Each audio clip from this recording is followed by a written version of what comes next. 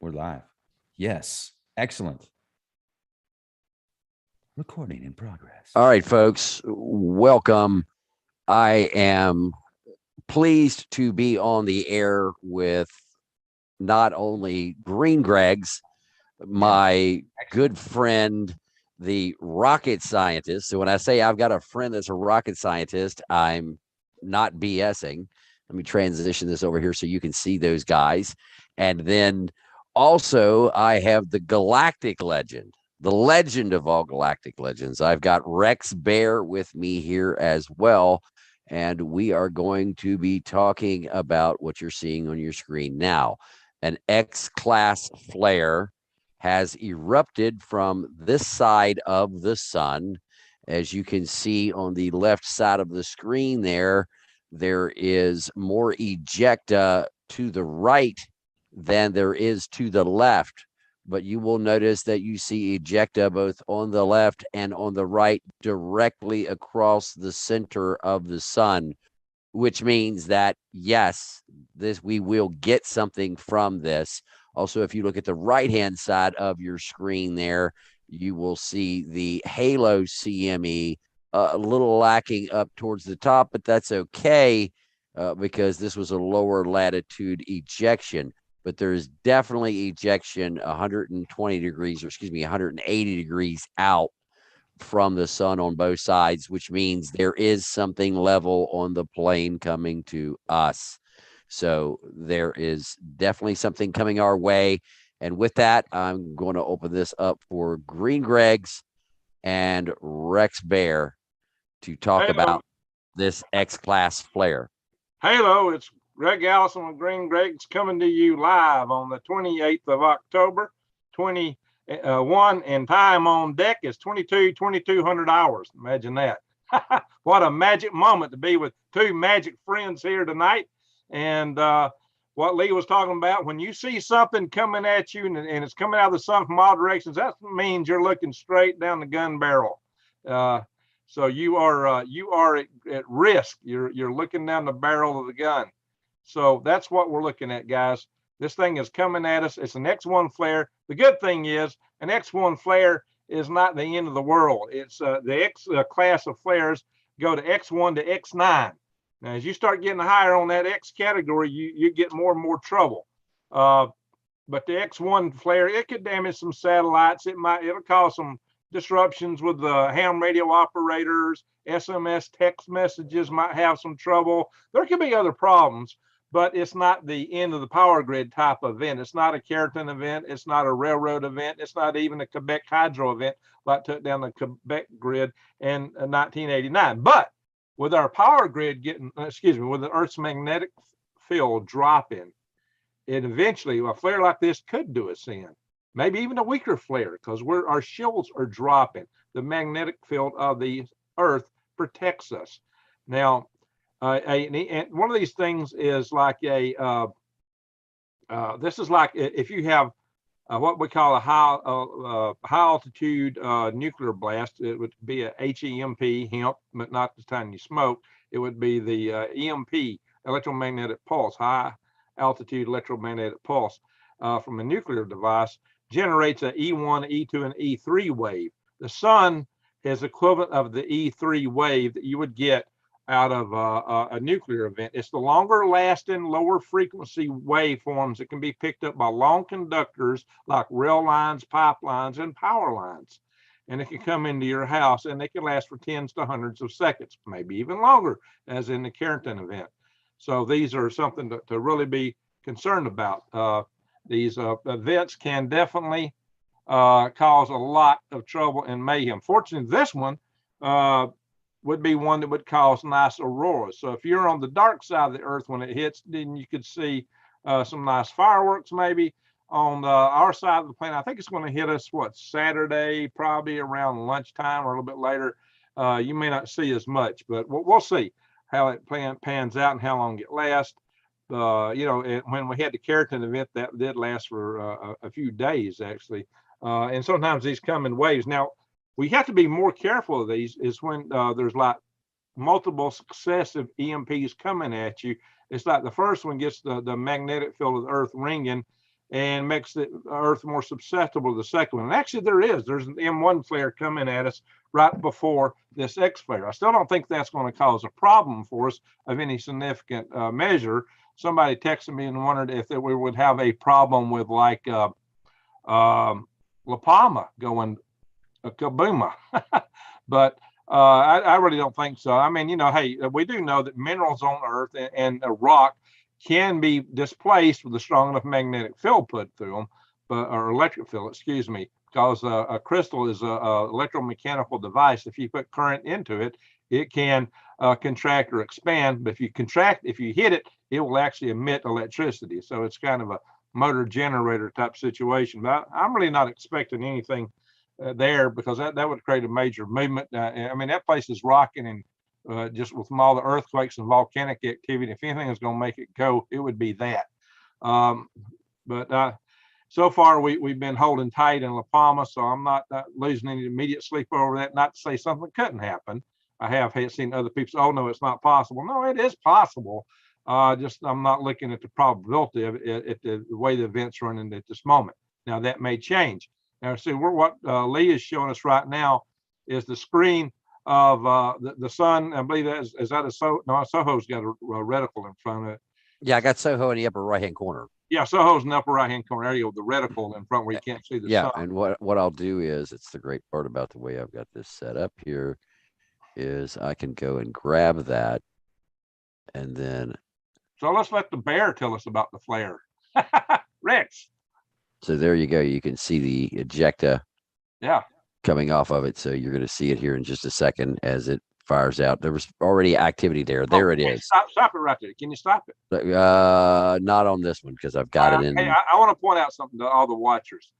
This reticle that he has here, I don't know, can you see my cursor on the screen? On yours, we can. This reticle that is here is to block the chronosphere and everything else, the sun, so you can see what's coming off in the sun. But the actual sun, the size of the sun is this inner white circle, the inner white circle. So, the Earth would be like a little bitty speck. It wouldn't even show up on that scale. So that gives you some notion of how large this ejecta is. And look, it's coming out in almost all directions, which means, yeah, it's mainly coming at us. There's a little bit of gap up here on the upper left-hand quadrant, maybe. But essentially, this is, if you see it coming in all directions, you're looking down the barrel of the gun, which means it's pretty much coming straight to you. It's like a rocket. If it looks like it's going straight up, it's either going away from you or coming at you. That's one of the things, we learned back in the field when rockets were going up. That way you would know which way to run. So it's kind of like that. Lee's got some really good web links here. Guys, that's huge. Yes. That is huge. That Actually, will accomplish Earth completely. Yeah, Rex. So let me jump in. I wanted to say that I think you said a lot about the solar flare. What I'm thinking about is the news that has been out the past few weeks describing how the internet could have problems because of a solar flare. They've been pushing that story. And then I did some more research. I'm like, why are they pushing this story so much? There was actually a conference that took place about fortifying the grid based upon a possible solar flare. It's not if, it's when.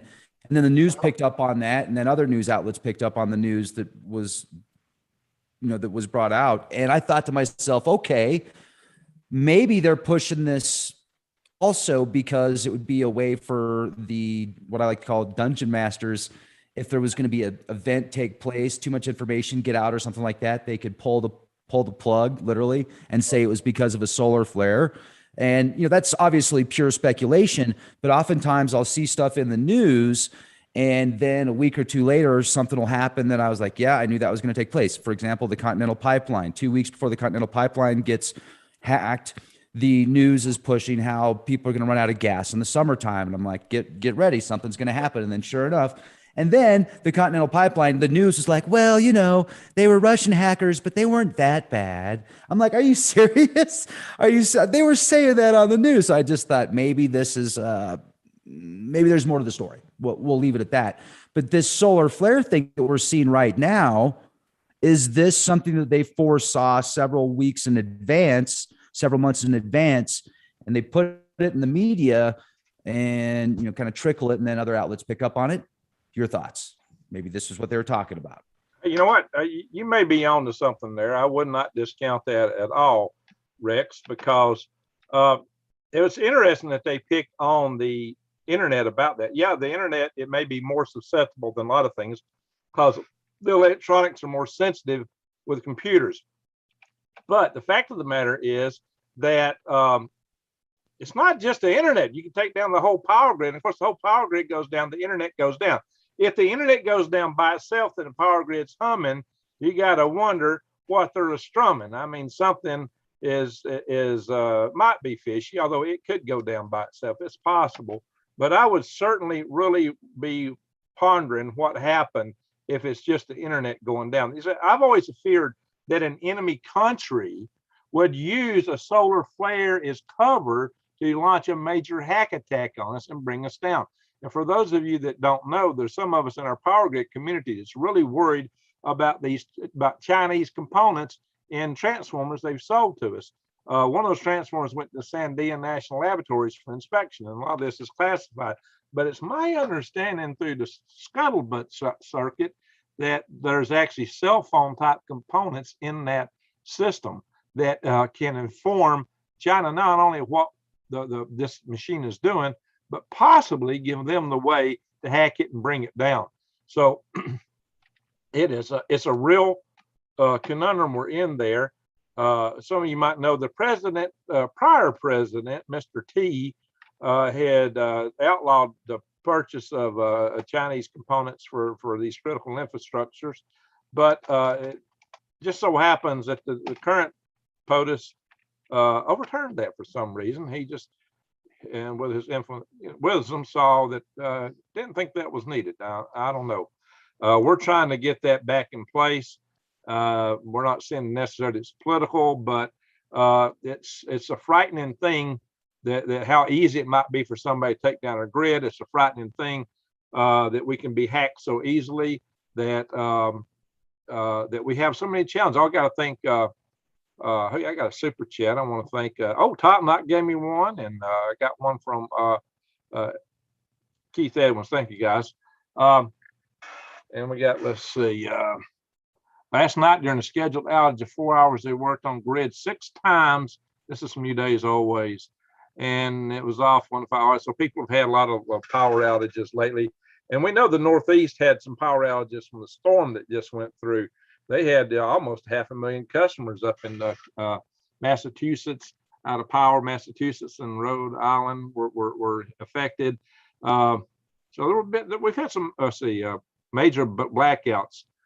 AA Beverage is blacklisting out about microprocessors. I don't know what that's all about. I'll hear some more about that. But internet, if it's just the internet, it could be. I mean, but you would expect other communication systems like ham radio, other radio systems to be affected.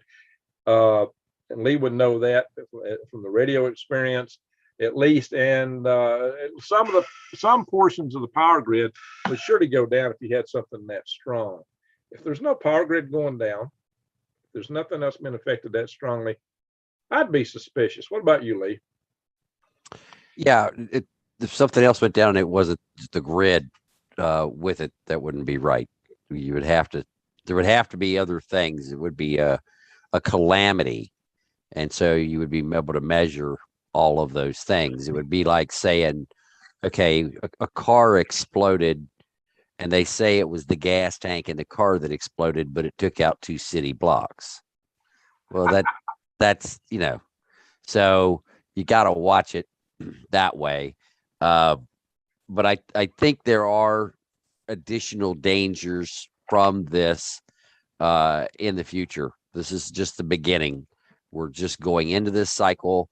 The crazy part about this cycle is it's a GSM cycle, and we've got 2 electromagnetic fields going out of phase with each other. If you'd like to know more about that, please look up Dr. Valentina Zarkova out of Northumbria University and her work on electromagnetic fields.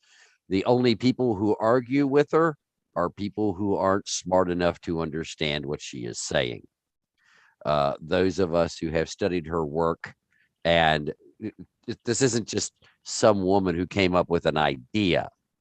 She has a long established reputation for doing discoveries and things with sunspots and electromagnetic fields. And people know her from around the world, and everyone who has researched her work and understands her work agrees with her completely, because electromagnetic fields going out of phase, you have constructive and destructive forces. And when these two forces are coming together, they can whip out more and more powerful magnetic field lines, because they're both at strength and they are at 100% out of phase with each other. And if you want to know if you want to feel it for yourself, get yourself a big electric drill and then stick that electric drill up next to a powerful magnet, like a big electromagnet or a neodymium magnet.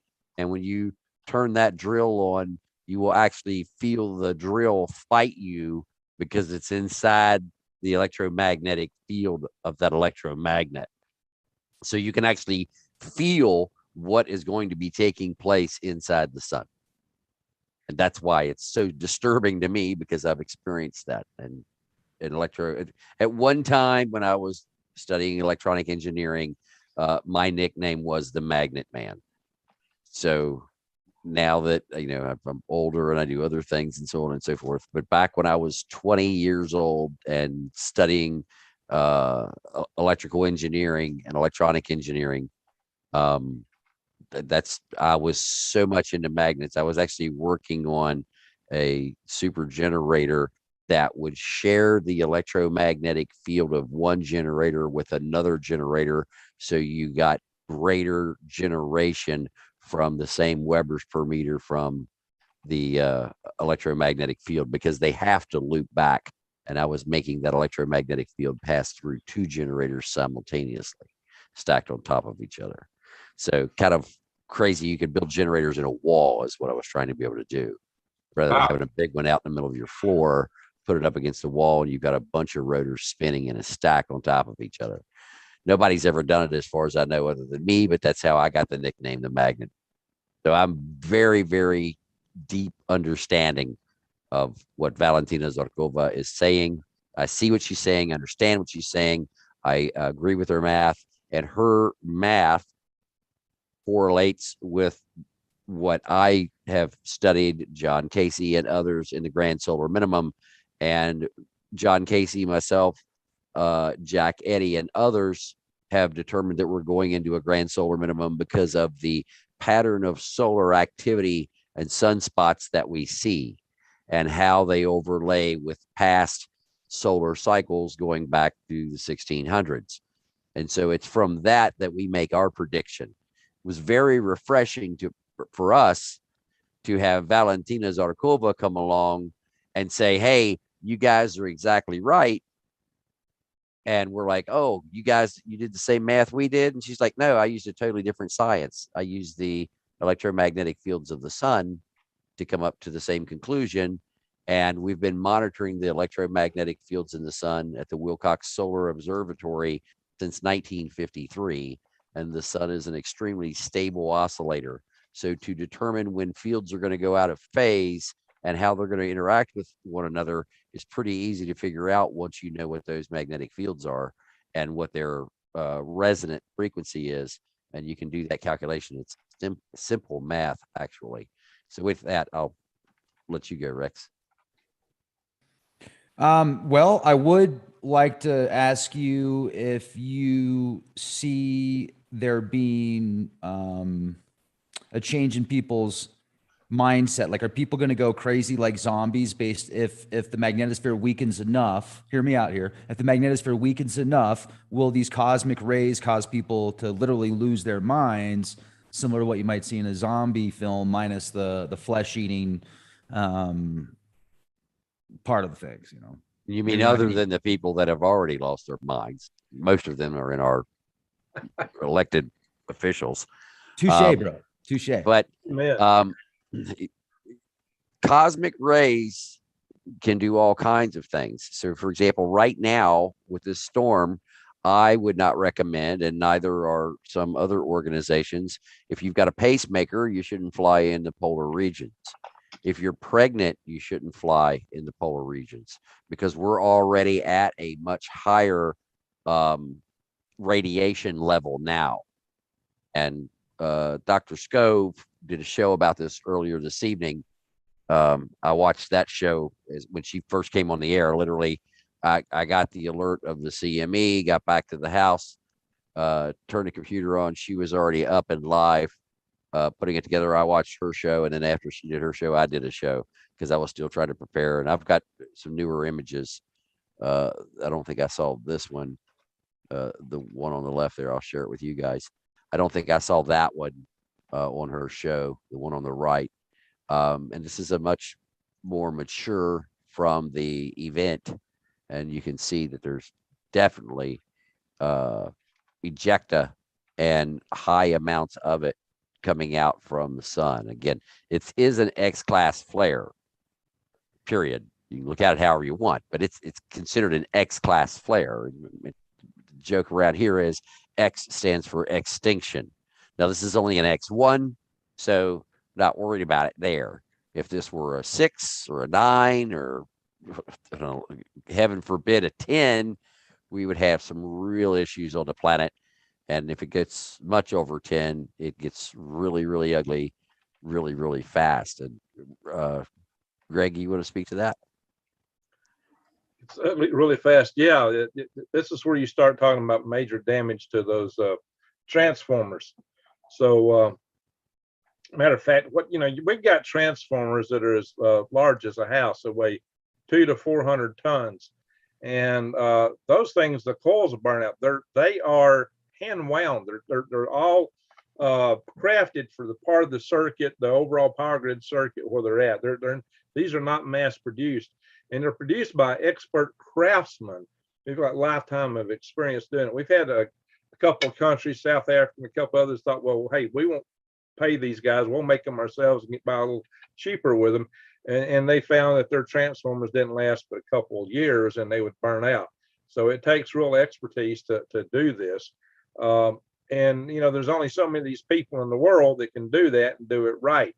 And they're all busy just making transformers for the normal regular expansion of the grid. So typically when you order one of these, it takes 18 months to get it on the loading dock.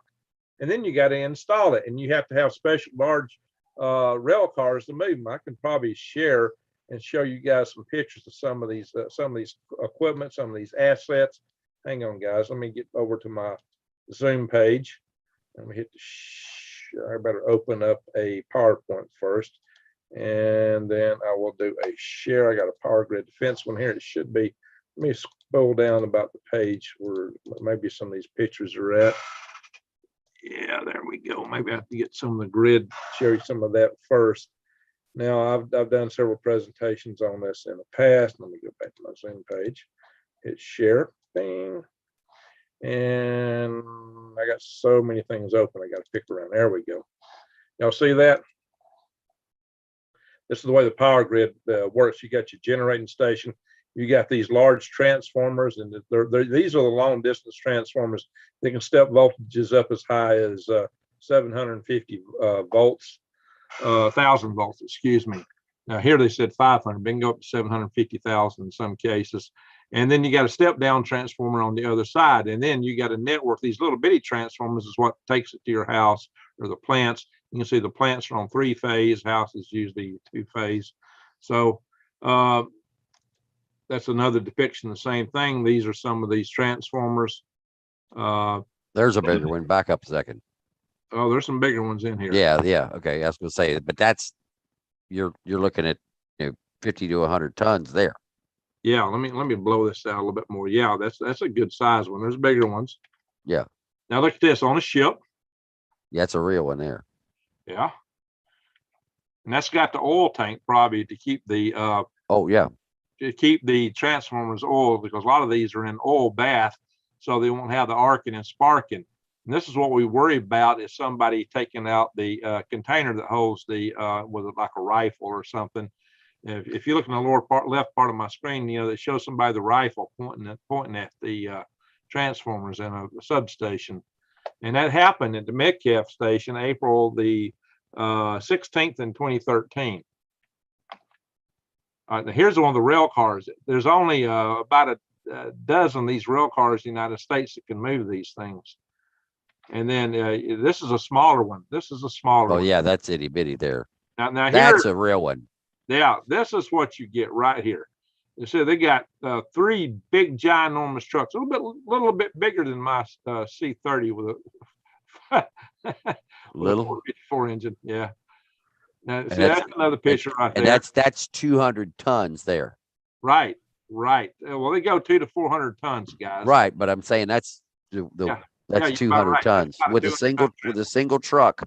That's about 200 tons. The That's other about one a was 400-ton one, right? right, there. right, Train of, you got a Yes. train of trucks pulling that one. right, These are not little trucks. and the way you could tell the difference is that's the one you're on now is a single truck. But stay there a second. If Number of axles.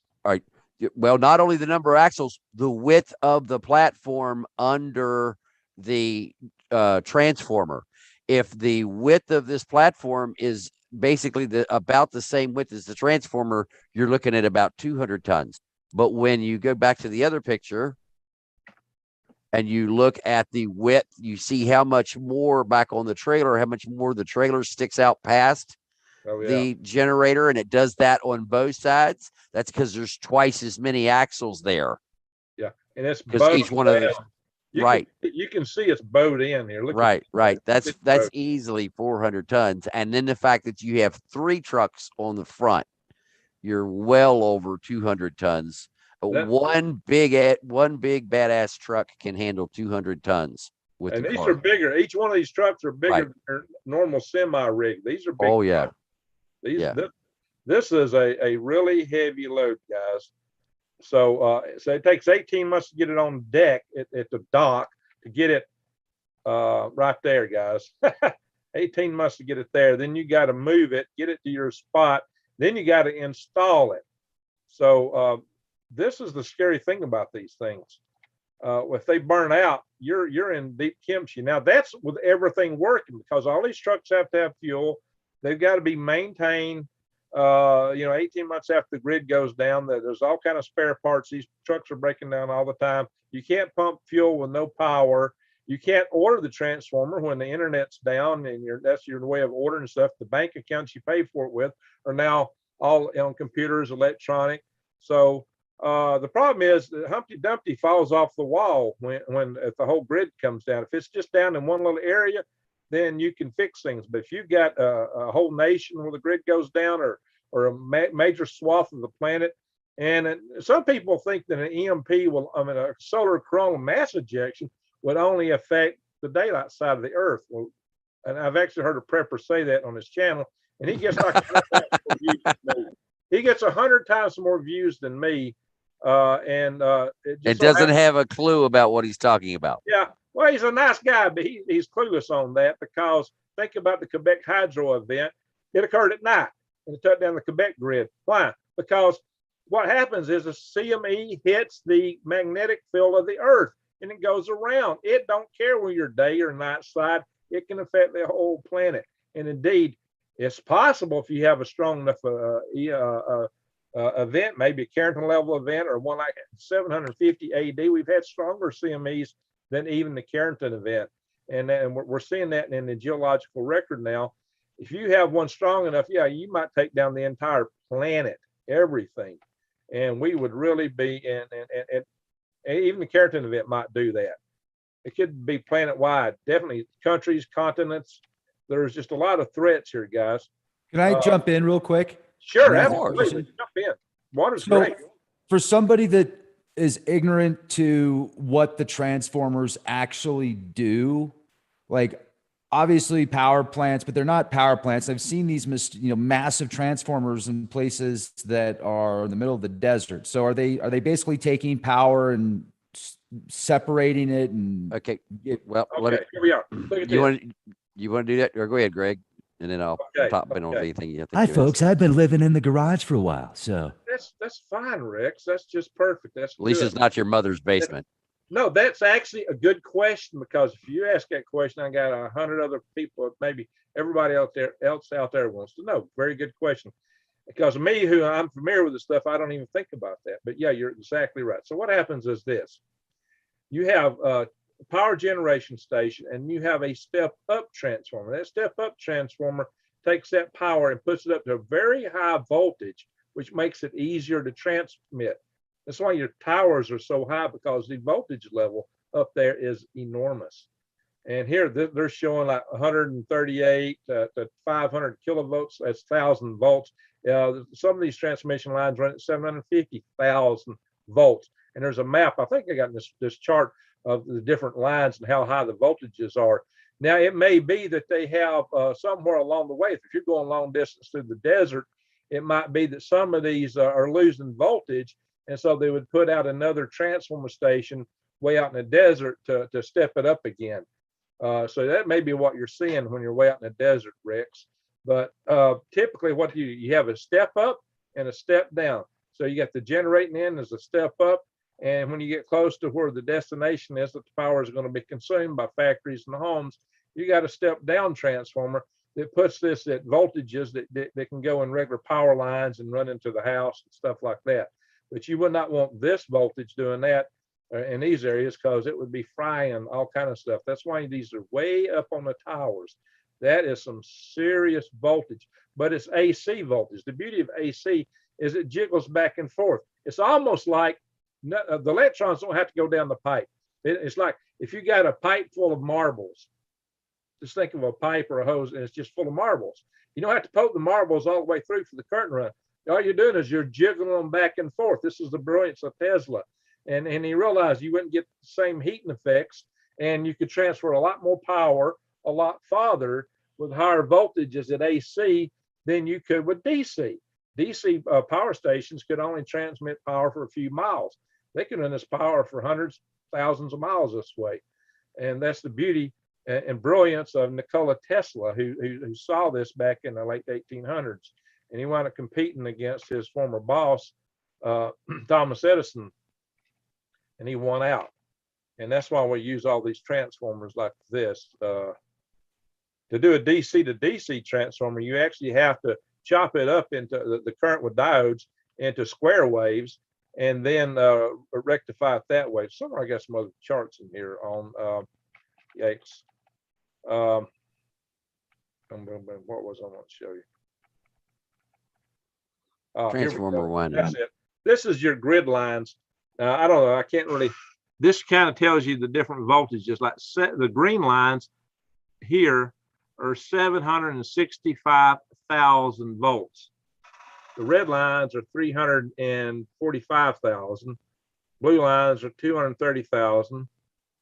Black, high voltage direct current. You know, there's not a whole lot of black in there, guys. You just don't carry far. You see some pink lines in here. Those are that's your 500,000 volts. And this is probably a better fidelity picture of it. Shows more stuff on the right, but you can't read the graph down here too well like this. And what runs through your neighborhood is anywhere from 35,000 volts down to 7,000 volts. Right. And then you have a transformer that steps it on down to bring into your house, which is 220. Yeah, 220. All right, so I was going to share something here. Let me put this up on the screen for you guys. thanks for explaining that. All right, and I'm going to explain it a little different here so you guys can see that, right? Yeah. My picture? Okay. Yes, sir. All right, so share here. All right, now I can see it. Okay, so inside of a transformer, there is a ferrite core or iron core, whatever it is that they're going to use on the inside. And this carries, it acts as a pathway for the magnetic field. Okay. So what you do is on one side, on this side, you have the primary windings over here. And let's say that there are 100 windings. And let's say that there are 100 volts across those windings. And those 100 windings with 100 volts are inducing 100 volts worth of electromagnetic field into this ferrite or iron core, and they are flowing around to the other side, which is what's called the secondary winding. So you have the primary, which is where the power is coming in, and you have the secondary where it goes out. Now, what you can do over here, and correct me if I'm wrong, Greg, if I put half as many windings, I will have half as many volts. So if I only put 50 windings over here, I will only get 50 volts out, but I can get twice as much current. If I were to put 200 windings over here, I would get 200 volts out, but only half the current. And that is how you determine what your step up, which means there would be more windings over here than here, or step down, which is what this is, and cutting it in half with less windings, but more current. And that is what determines what a generator does, or excuse me, what a transformer does. And then they have other types of transformers where this is split and all kinds of things. But this is the basics of a transformer. You have the line voltage coming in, and what's happening is this line voltage is oscillating 60 times a second. So technically, there's actually 120 pulses per second, even though it's only 60 hertz, because you come to the zero line on your oscilloscope, and as the first pulse comes up and peaks, it will push the flux around this way. Then after it peaks, it will come back down to the zero line, which is now, has been 1/120th of a second. And then for the second 1/120th of a second, or 120th of a second, it will then pulse to the opposite voltage. So the flux will go the other way. And then it will come back to zero again. And it is that 60 cycle dual pulse that you hear when you're next to a transformer, or that green one that's out next to your apartment complex or whatever, and you're sitting out there and you're hearing that coming from that transformer. That is that sinusoidal wave pulsing back and forth through that electromagnetic field right there at that transformer. So that's what they call the 60 cycle hum. Go ahead. So the coils, they resist change. They don't like change going through them. And so they are trying to stop that change, and that induces the current actually in the coil itself. So that's how they work. Coils are very interesting. Now, coils can be used also to accelerate stuff, like a solenoid. You can move a piston with a coil. Or a particle like at CERN. Yeah, exactly. You can accelerate a nuclear particle, or you can make a coil gun, put it on the moon, and have a little bucket that's a ferrous bucket or a magnetic bucket, put it, and you can shoot stuff off the surface of the moon for about $1 a pound, as opposed to what it takes to get off the Earth. And that's why I'm worried about China putting up a moon station, is they could set up a gun on the moon that could do machine gun fire all the way down to Earth to take out our satellites and the launch vehicles. And it takes 3 days to get to the moon anyway. So if they see us coming, they could have lunch and sleep and lunch and sleep and lunch and then take us out. If you control the moon, that's the real high ground. You can control the world. I'm planning to do a Galactic Greg's video on that topic in the not too distant future. Amanda B says she's a gunner. Why, Amanda? No, you're not. You're fine. So this storm coming at us, just to recap, because some people are just joining. This is not an end of the world storm. It's an X1. The X class runs from X1 to X9. When it starts getting up to X7, 8, 9, then you really need to start worrying. But we're nowhere near that right yet. So this will give you, if you're on the Amanda, on your side of the world, you might see some nice Aurora Australis out of it. I don't know. Have you ever seen those, Amanda? So So let's see here. Anyway, so they are they're very interesting. I could get back in. Maybe I could do a share. I don't know. I'll wait on the share stuff. What I worry about more than anything with the loss of the grid is what it will do to our nuclear power plants. That is the thing that really concerns me the most. I'm gonna no, I can leave it on here. I've got yeah, I'm gonna do that. Hang on, guys. I'm gonna bring that down. I'm gonna come back in. I'm gonna do another share or two. And bing, let's see here. It's the other part of the presentation. Part of this presentation's got some stuff on nuke plants, but I've got some PDF files that it's a little bit more interesting than what I got in here. All right, and just so you know, we're already experiencing minor R1 radio blackouts are currently in progress, according to Space Weather Live. Okay. And right before we went on the air, there was another M-class flare. Well, So you know what I we've had- said? I said earlier that if you get another flare in front of a flare, it's going to weaken things and make you more susceptible to the second flare. We had an M-class flare before the X-class flare, and you're saying we've had another M-class after that? Yes, sir. We had a moderately strong M1.56 flare from Sunspot region 12887. Yep, that's Which is concerning The because same once guy that's causing trouble. you start getting them 1-2 punches, that will be a greater effect. Some of these dots aren't located exactly right, like the green dot over Alabama should be right about the middle here. But this is a map of where the nuclear power plants are. This is another depiction with a 50-mile radius. Put that one back up again. Bing. These are sites storing spent nuclear fuel, high-level radioactive waste. This is one of the nuclear power plant sites. This is the fuel storage sites. Right. Here's the plant sites. Okay.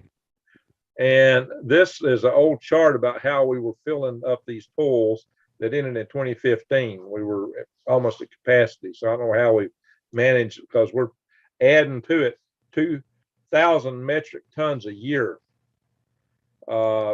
This is one of the backup generators they use to keep the cooling pools cool. I've got this probably mid presentation. Let me come back a little bit. And again, this is Back up a second on that generator. Hang on.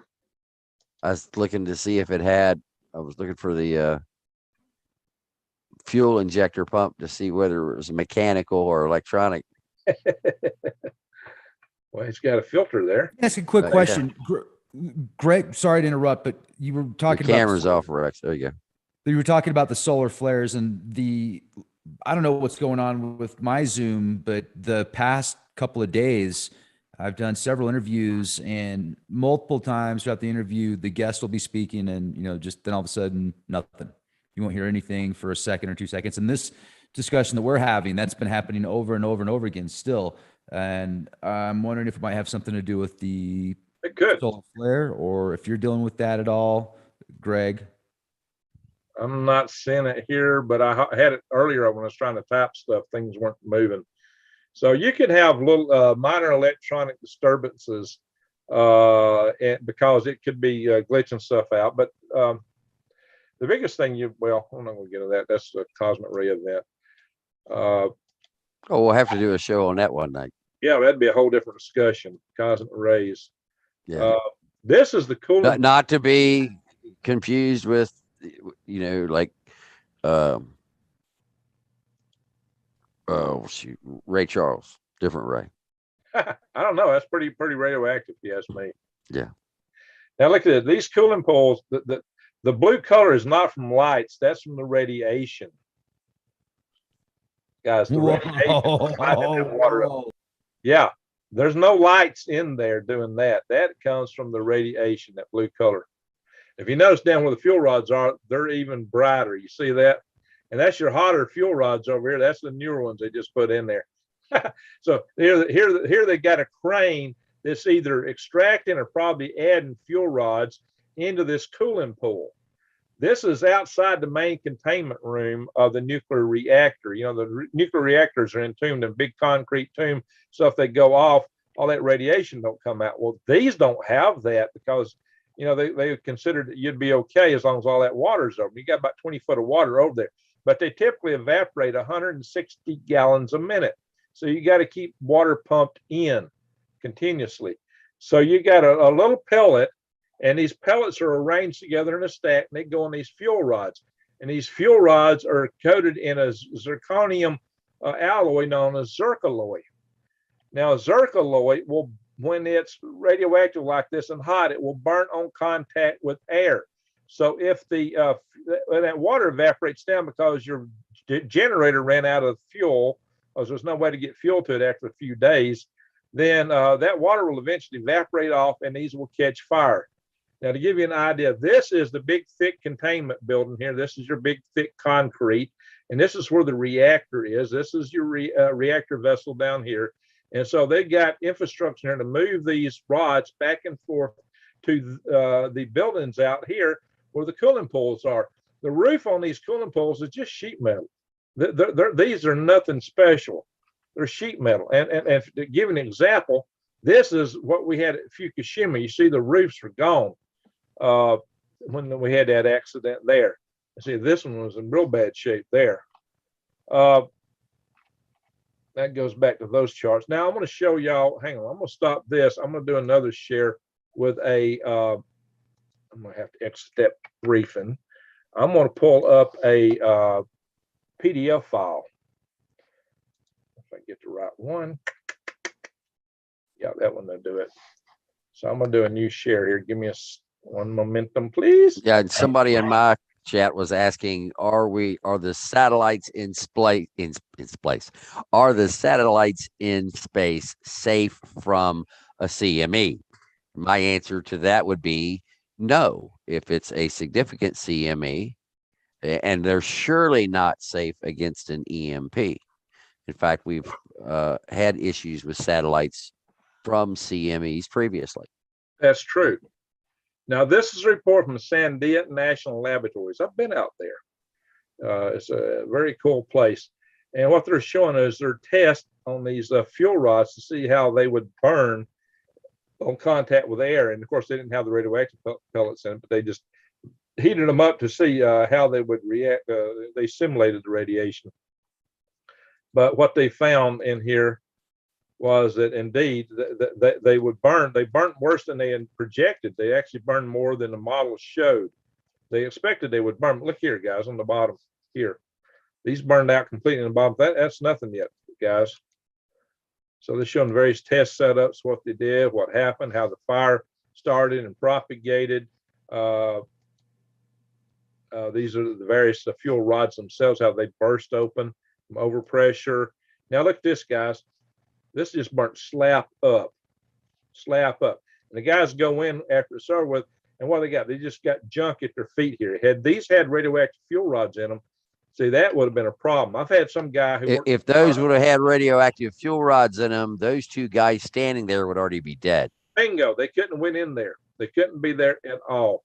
So, you know, I've had some guy working nuclear power plant got mad at me, and because he said that zircaloy couldn't burn, he had it sitting on a shelf. I said, well, the problem is that it won't normally burn if it's not hot. This stuff is hot. That's the problem. You know, like some of you ladies, diamond rings might be zirconium. So that's the base element in zircaloy is zirconium, the base material, not an element. But you know, it's like diamond, you know, glassy, hard substance. But zircaloy it's an alloy of that, and the reason they use that is because steel will degrade under the radiation. The zircaloy will hold up to the radiation. This shows the lift points where they attach the crane and lower these fuel rod assemblies down into the plant. So this is a study. This is actually just a PowerPoint of the study. The study itself is right here. This is a scientific paper. I got 2 or 3 of these papers. This one doesn't show the final result pictures, but it talks about the data. So you'll see different things and different products like that. But so this one is just a very boring paper like us engineers and scientists would normally write. What is this? Oh, this is my buddy, Command Sergeant Major Mike Mabey, is filing complaints to get down to the bottom of these components in our electric grid from China. And so you can see, we got people that are working this. We're actually working to try to get the grid to harden, to get it safe. So we got, and I've had Mike maybe on my channel probably 3 or 4 times, telling people what to do and how to do it, and go to his website to do things to help out. I've just done an interview with the Deputy Director and Director of Operations for the Task Force on National and Homeland Security that was established by Dr. Peter Pry. And this individual is David Pine. I happen to be the Alabama State Director for that organization. So, I am actively involved in this power grid defense stuff and have been for years. I chaired 2 power grid defense conferences. And the reason is because I know this could be hard and it's not being done. And our whole society is in grave risk because of this. And it's just insane that we're not doing anything about it. And it really infuriates me that. And the issue is that the money that needs to be put up for this needs to come from the power companies. That's the way the government has it set up, when actually the money should come from the government. So instead of sending all this money to other countries and giving it to all these other people and $500,000 for every illegal coming in, they should take that money and put that mandated, earmark it like they do Superfund sites, and put the equipment in. North Carolina, South Carolina, and Louisiana are the only 3 grids in the United States that are even doing anything, as far as I know. Do you know anybody that's doing anything other? They're only doing preliminary testing, as far as I know. Is that right, Greg? They're really balking. Listen, they hire big lawyer teams to fight anything we propose because they don't want to do anything. What it should be is this should be put in the infrastructure bills that Congress passes. Absolutely. They pass all these big multi-trillion-dollar infrastructure bills to paint the road, put stripes in the road, and just all kind of little things. And most of it goes to corruption and graft and waste and packing their buddies' pockets. For a fraction of the corruption and waste money, we could get the grid hardened, but they're not putting the money into that. They're putting it into their own little pet whatever. And to me, it's an atrocity.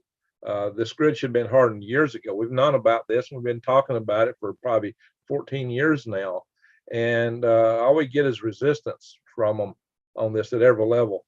There's a Federal Energy Regulatory Commission and the National Electric Reliability Corporation. National Electric Reliability Corporation is it's a consortium company set up by the power companies. Well, they got it set up so that the Federal Energy Regulatory Commission can't propose legislation. They can't propose, regulations. They have to get that from their FERC. They have to get it from NERC. So the industry is the proposer. FERC will just rubber stamps it. And they got a revolving door between the two of them, and between the industry and the federal government. The people in the federal government, when they retire, they want to go to industry and get big pay. The people in the industry want to go to the federal government because they know that stamps their card and then come back and get bigger pay later.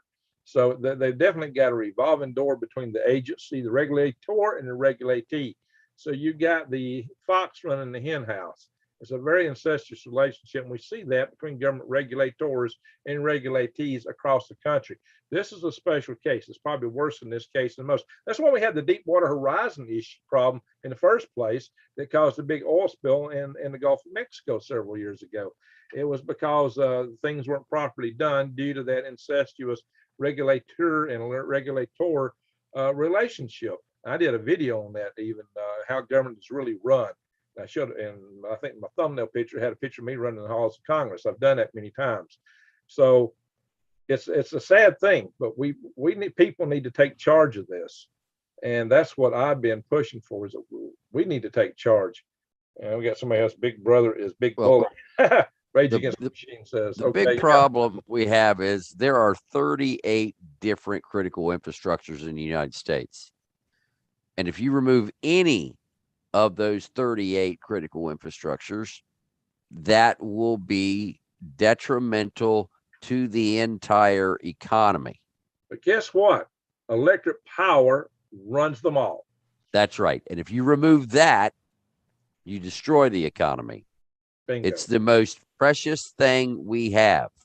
It is more precious than food. It is more precious than water, because without it, most of us can't get either of those two things. Yet they neglect this worse than any redheaded stepchild in the history of the planet. So there's got to be something done, and it's got to be done now. We cannot continue to wait on this. We have screwed off way too long. And these types of events, like the one you see here behind me, which happened today, these are coming. More of these are coming. And this one is just an itty bitty one compared to what we can see and have seen. Because over the past few years, 10 years, we've already seen a couple X-class flares that would have wiped us off the face of the planet. None of us would be having this conversation right now if that had happened, and we would have been in the path of that ejecta coming off of the sun. So it's high time for people to do something, and do something now.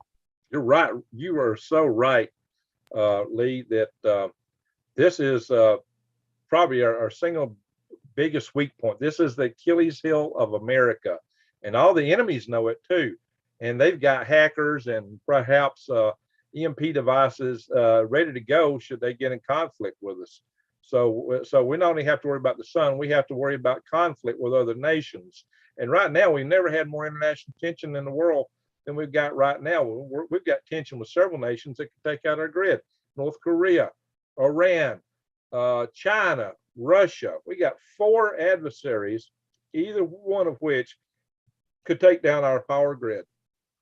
And the tensions are mounting with them. Then we got the sun.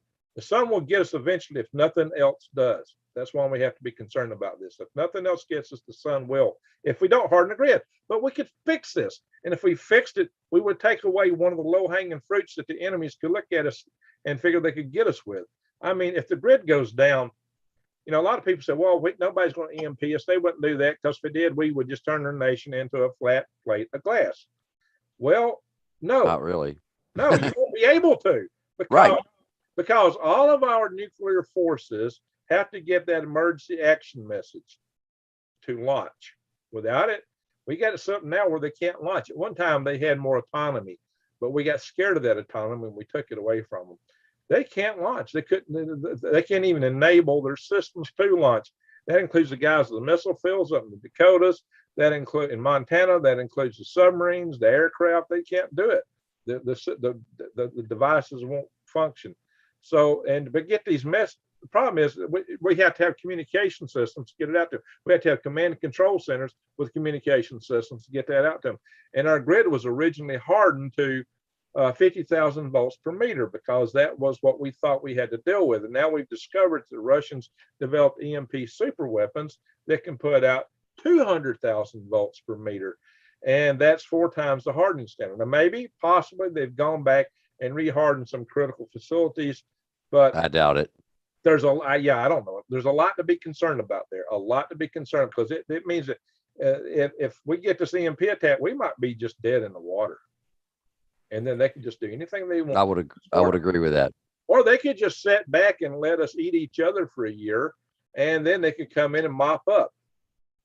Well, there's a couple other ways they could do it quick. too, but I don't want to go into that here. Yeah, Can I ask Rick. a question real quick? Yeah, Sure. The recent hypersonic glide vehicle that was just, you know, they were showing it in the media saying that China launched this hypersonic system that's like Mach 5 plus. And I want to get your take on that. And then the Navy came out on the 21st, I think, and showed off something that might or might not be hypersonic speeds. They were pretty. Anyway, your take. I'm worried that our industry has gotten too lax and too bureaucratic because our missiles are failing. And whereas at the same time, Russia and China are launching these things. So they're ahead of us in the hypersonic power game. Now, hopefully we've had a wake up moment and we can fix this. But essentially the hypersonic weapons have several dimensions to them. As a glide vehicle coming off of a rocket, they're not really faster than a rocket payload, but they can come in under our radar essentially because they're not launching over the poles. And they can come into American community direction and then glide at lower altitudes. And so they've got a lot of flexibility to basically sneak up on us with an attack. It could be an EMP attack, or they could directly attack cities, military bases, and we don't even see it coming. Next thing we know, it's just boom, boom, boom. And we'll be in severe trouble then. And that is the most likely scenario, is that they would come in EMP of the country, and as they're EMP in the country, these glide vehicles are already on the way, and that they would be hitting the installations almost immediately. And then if they wanted to launch ICBMs, they would come next after our key defenses have been taken out. So this gives them a lot of operational flexibility to take us out, to take us down. But the other scary thing about this is this. There's two kinds of hypersonics. There's hypersonic glide vehicle, but there's also hypersonic propulsion vehicles that couldn't get up that Mach by themselves without a rocket boost, fly. Maybe a rocket boost to get to the speed, but then they can fly, and they would have what's called a scramjet engine in them. And the scramjet engine will burn air, so they'll have much farther range. We actually had a nuclear engine concept, and we called it the Flying Crowbar. I forget it off the top of my mind what the actual name for that project was, but the Russians have one of these, and they call it Skyfall, or at least we call it Skyfall. What's the Russian? It's I know it. It's shoot, I can't come up with it right now. Lee may know of it. I can't remember what the name of it is off the top of my head, but I have a picture of it making donut on a rope. Hey, thank you, Valerie, for the super chat. This thing has a nuclear engine in it, which means it's got nuclear fuel, heat, and air. These things can run forever. I mean, there's no end to how far and how much they can run, but their exhaust is radioactive. They could basically drop a payload on us, bomb something, and just raster skin fly at low altitudes back and forth across the United States and just cook stuff, burning air. Yeah, well, not yet. So this is kind of like a scramjet, but in this case, it's not got the fuel injection you normally have in a scramjet. It's just superheating air with a nuclear reactor. We test fired one of those motors underground in Nevada back in the 60s. But we didn't go forward with it because we thought, wow, if you build one of these things and have a malfunction, how do you ditch it? What's it going to do? Well, the Russians went ahead and built them, and they've already had a couple of accidents with them, and so they had some radioactive events up in the Arctic with these things. So they're scary, guys. These are awful weapon systems, but Russia's developing them. And what people also have to understand is, the Russians are way better prepared for this than we are. They already have a grid underground. They already have their communication systems underground. And why did they do that? Because back in the 50s or whatever it was, they nuked themselves. They set off a nuclear reactor, or excuse me, a nuclear explosion, and it melted down all of their communications. It melted down their electrical grid. It did massive damage to Russia. So Russia got a firsthand look at what the devastation of a high altitude, a HEMP, high altitude electromagnetic pulse. They got a taste of it. We never did. We didn't, we set off over Bikini. We did, some other things, but nothing like what Russia did to themselves. And so after that, Russia has built everything to be able to deal with this. For example, Russian military radios still have tubes in them to this day. In fact, the Russians still make tube type radios just so they will work after an electromagnetic pulse from a nuclear device or an EMP device. And keep in mind, folks, you don't have to have a nuclear warhead go off to make an EMP. True. Now, Russia, now let's say a couple of things. That your super EMP weapons are actually not your biggest bombs. They're usually smaller bombs, maybe in the realm of 300 kilotons, because the bigger bombs to handle them require more shielding. So they want to make these with the least amount of shielding possible to maximize the gamma rays that they emit, because it's the gamma rays hitting electrons in the upper atmosphere that generate that electric wave. They strip the electrons off the air in the upper atmosphere and actually generate a wave of electricity. That's where the E1 component of the EMP comes from. A high altitude electromagnetic pulse has three forms of radiation. The E1 is the stuff that fries your computers, your cell phones. It's short wave, so with small conductors, little bitty conductors can pick it up, and it will overpower the dielectric withstanding voltage, the breakdown voltages, and all these in your devices, and just fry them. The E2 is like lightning. It's like some big pervasive lightning everywhere. E3 is your longer wave electromagnetic radiation. It comes from the compression of the magnetic sphere of the Earth itself. And that lasts tens to hundreds of seconds. And that is the same waveform you would see come from a solar coronal mass ejection. And that can totally burn out your power grid. It will be picked up by the long conductors like your railroad lines, your actual rails. They'll be picked up by pipelines. It'll be picked up by power lines. Any long conductors are going to be picking that up, and a lot of this will actually come up from the ground, come up through the center tap of your transformer from the ground. So I've seen some of these protective devices are shutting things to ground, but they got to worry it may come the other way too. So and also you hear these things about well, we got this. Look, the E1 occurs within nanoseconds.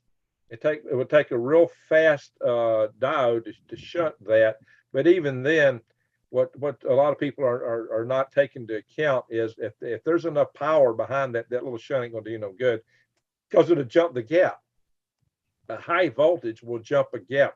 I was trained when I was in the military. The only way we could protect ourselves from an EMP was that we had to have a radio that was physically disconnected. It could not have any cable going into it. All the cables had to be disconnected. It'd be totally shut up and enclosed in its Faraday cage. There's any connection, and we were told that no switch would work. Even if the switch was off and you had a big gap, it would jump the gap. So I don't know how these diodes are supposed to protect you in some of these devices that people are out there selling. They may be good for lightning. They may be good for low levels of a EMP, but if you get an EMP super weapon, you got a real problem. You might get a little more advantage out of something like that if you put a ferrite core in line with your power lines. Now, Dr. Bradley sells those ferrite cores, and he does sell some of those trip devices that are higher quality than certain other companies sell. But that you get voltage division with them anyway. So which means that you're still going to get current and down both legs of what you're trying to protect and the leg going to the ground. The leg on the ground will get more, but your ground wires in your house are only yay big around. You can only even put so much current through those things. So if you got a massive current hitting your house, it's not going to protect you. If it's a massive current, your house is liable to burn down. What you're trying to do is keep your house from burning down. Some people think they're protecting their house so they can keep using the power. No, the power grid is going to be fried after an event like that. You're not going to have any power at all. You just hope your house don't burn down. The best way to keep your house from burning down is go off grid. Don't use their power to get off those long conductors. Have wind and solar, whatever power that you can do for yourself. That's the single best thing you can do. Just go off grid. And of course, that's not cheap, and it takes time to be able to afford that. But that's really, eventually, that should be the goals of all of us, is just to get the heck off the grid.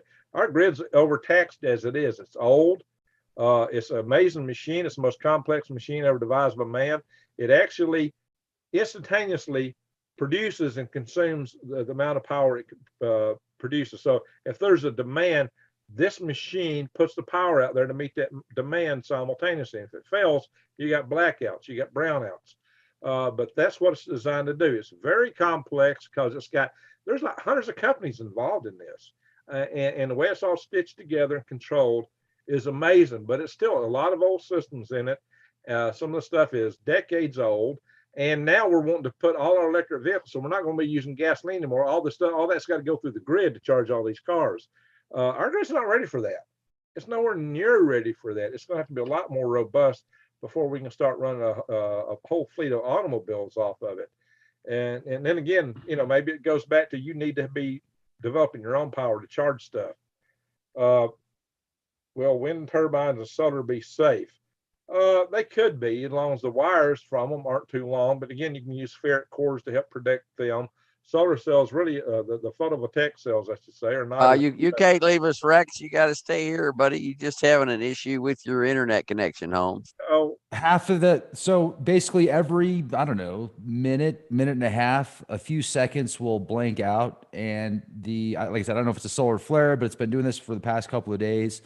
And I have been on conference Colorado internet all day. So I'm going to say thank you for the invite. I had a great time talking with y'all. I recorded this. Hey, and I'll upload before some you of go, them. before you go, Yeah. before you go, Rex. No. Rex is the guy I went to because I heard him talk about power grid. I heard him talk about power grid. He was worried about it. I ran across the station. He was talking about it. And at the time, I was preparing to do a power grid defense conference. And so I approached Rex and I said, Rex, hey, will you let me come on your show and talk about power grid defense in this conference that I'm trying to run? And he agreed. I mean, he had a zillion comments. I didn't know if he would see my comment, but he did. And he got me on the show. And that's what got me going on YouTube was Rex. Rex launched me. Rex created me as a YouTube entity. So I owe a lot to Rex. He helped promote our conference. So Rex is a champion to me. He's a good guy. I think the world of him. And me and Lee probably been running our mouths too much because we're engineers and we're all geeky into this power grid defense stuff. And we should have let Rex talk more. So No, don't say that. No, this is great. I've been taking notes, dude. I've just been sitting back listening to a lot of this. This has been fantastic. You guys are great. The geeking out is the part I like, man. I'm like, yeah. No, that's awesome for real. I love you guys. You guys are awesome. And actually, folks, disclaimer here. I did tell Greg I would pay him a few dollars if he said nice things about me. I'm like, dude, it's not much, but $5, I'll write you. And no, you guys. Wait a minute, Greg. You get off with $5. Do you know how much I've got to pay him? A lot.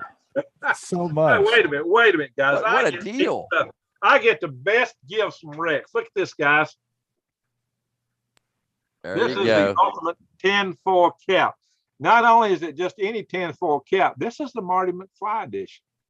Rex this was the one thing he threw in his van before he went to LA to give me, not knowing that the day he had chosen to give it to me, that we would have a problem. We were filming for this studio that was going to put us on the Weather Channel. And Rex and I are on the Weather Channel with another guy. We had a 3-man group.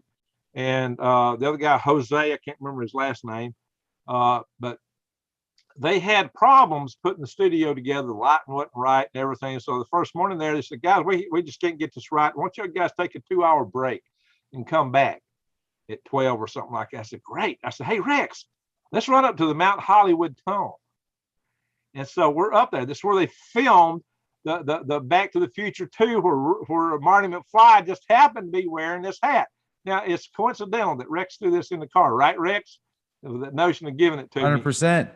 100% coincidental. We had no idea that this was going to unfold this way, but I just thought that tunnel was close by, and it was like I was fascinated by it and many of the ramifications of the movies that were involved, what the meaning of these movies, the hidden meanings about how they've cast Christopher Lloyd so often in a messianic type role. And the way he rescued Marty McFly in that tunnel, in fact, coming in from above with the lights and pulling him from above and rescued him from Biff. And of course, Biff always runs into a pile of manure in those scenes where it's like that. And so it's kind of funny how that always takes place that way. But to me, it was just a magical thing that we're in this tunnel talking about Marty McFly and all that, and he has this cap to give me. But that's not the strangest thing. What's the strange thing, Rex? What is the strange thing? You tell me.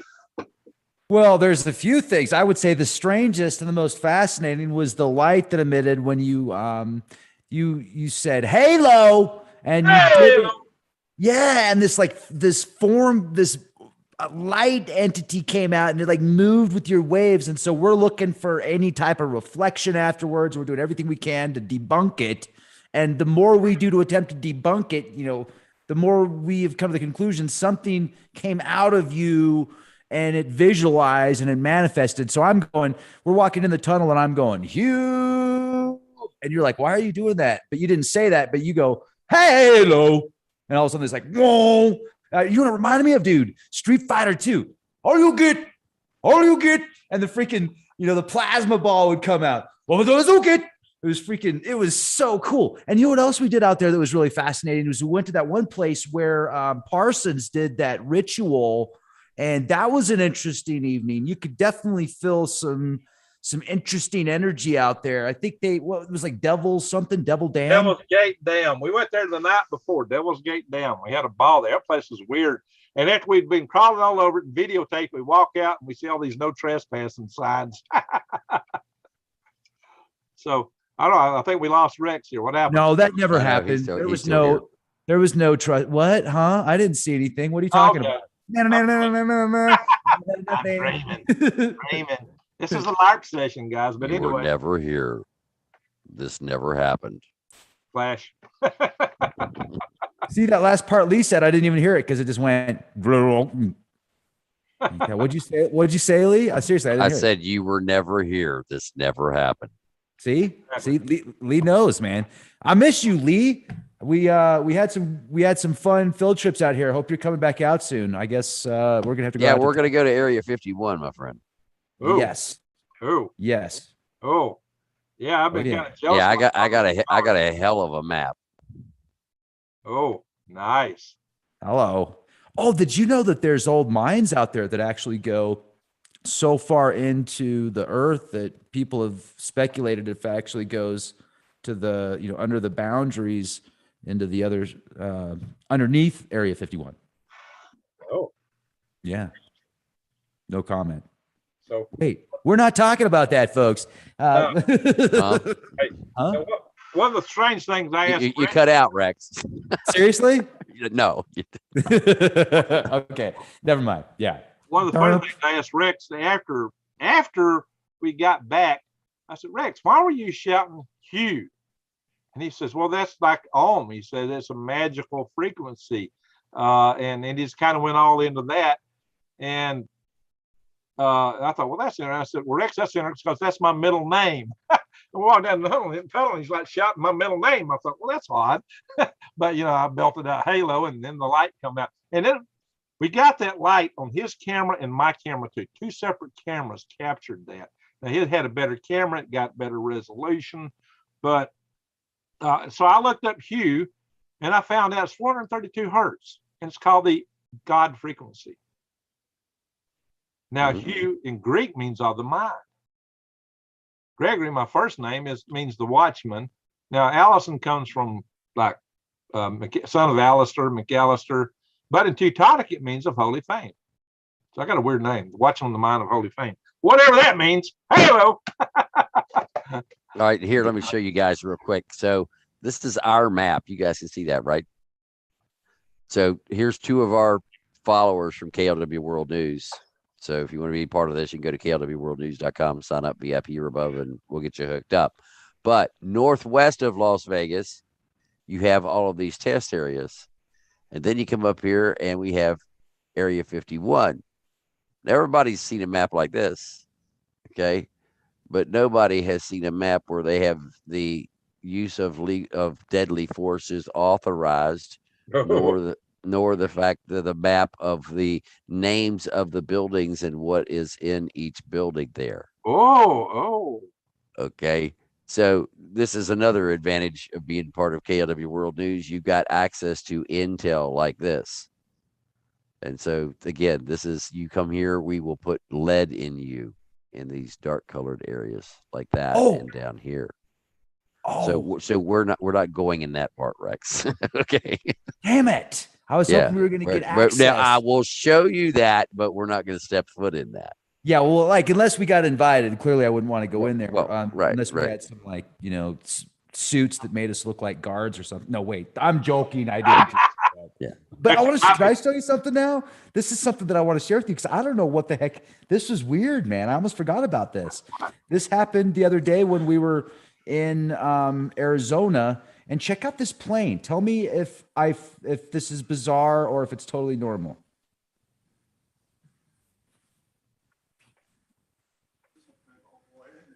Yeah.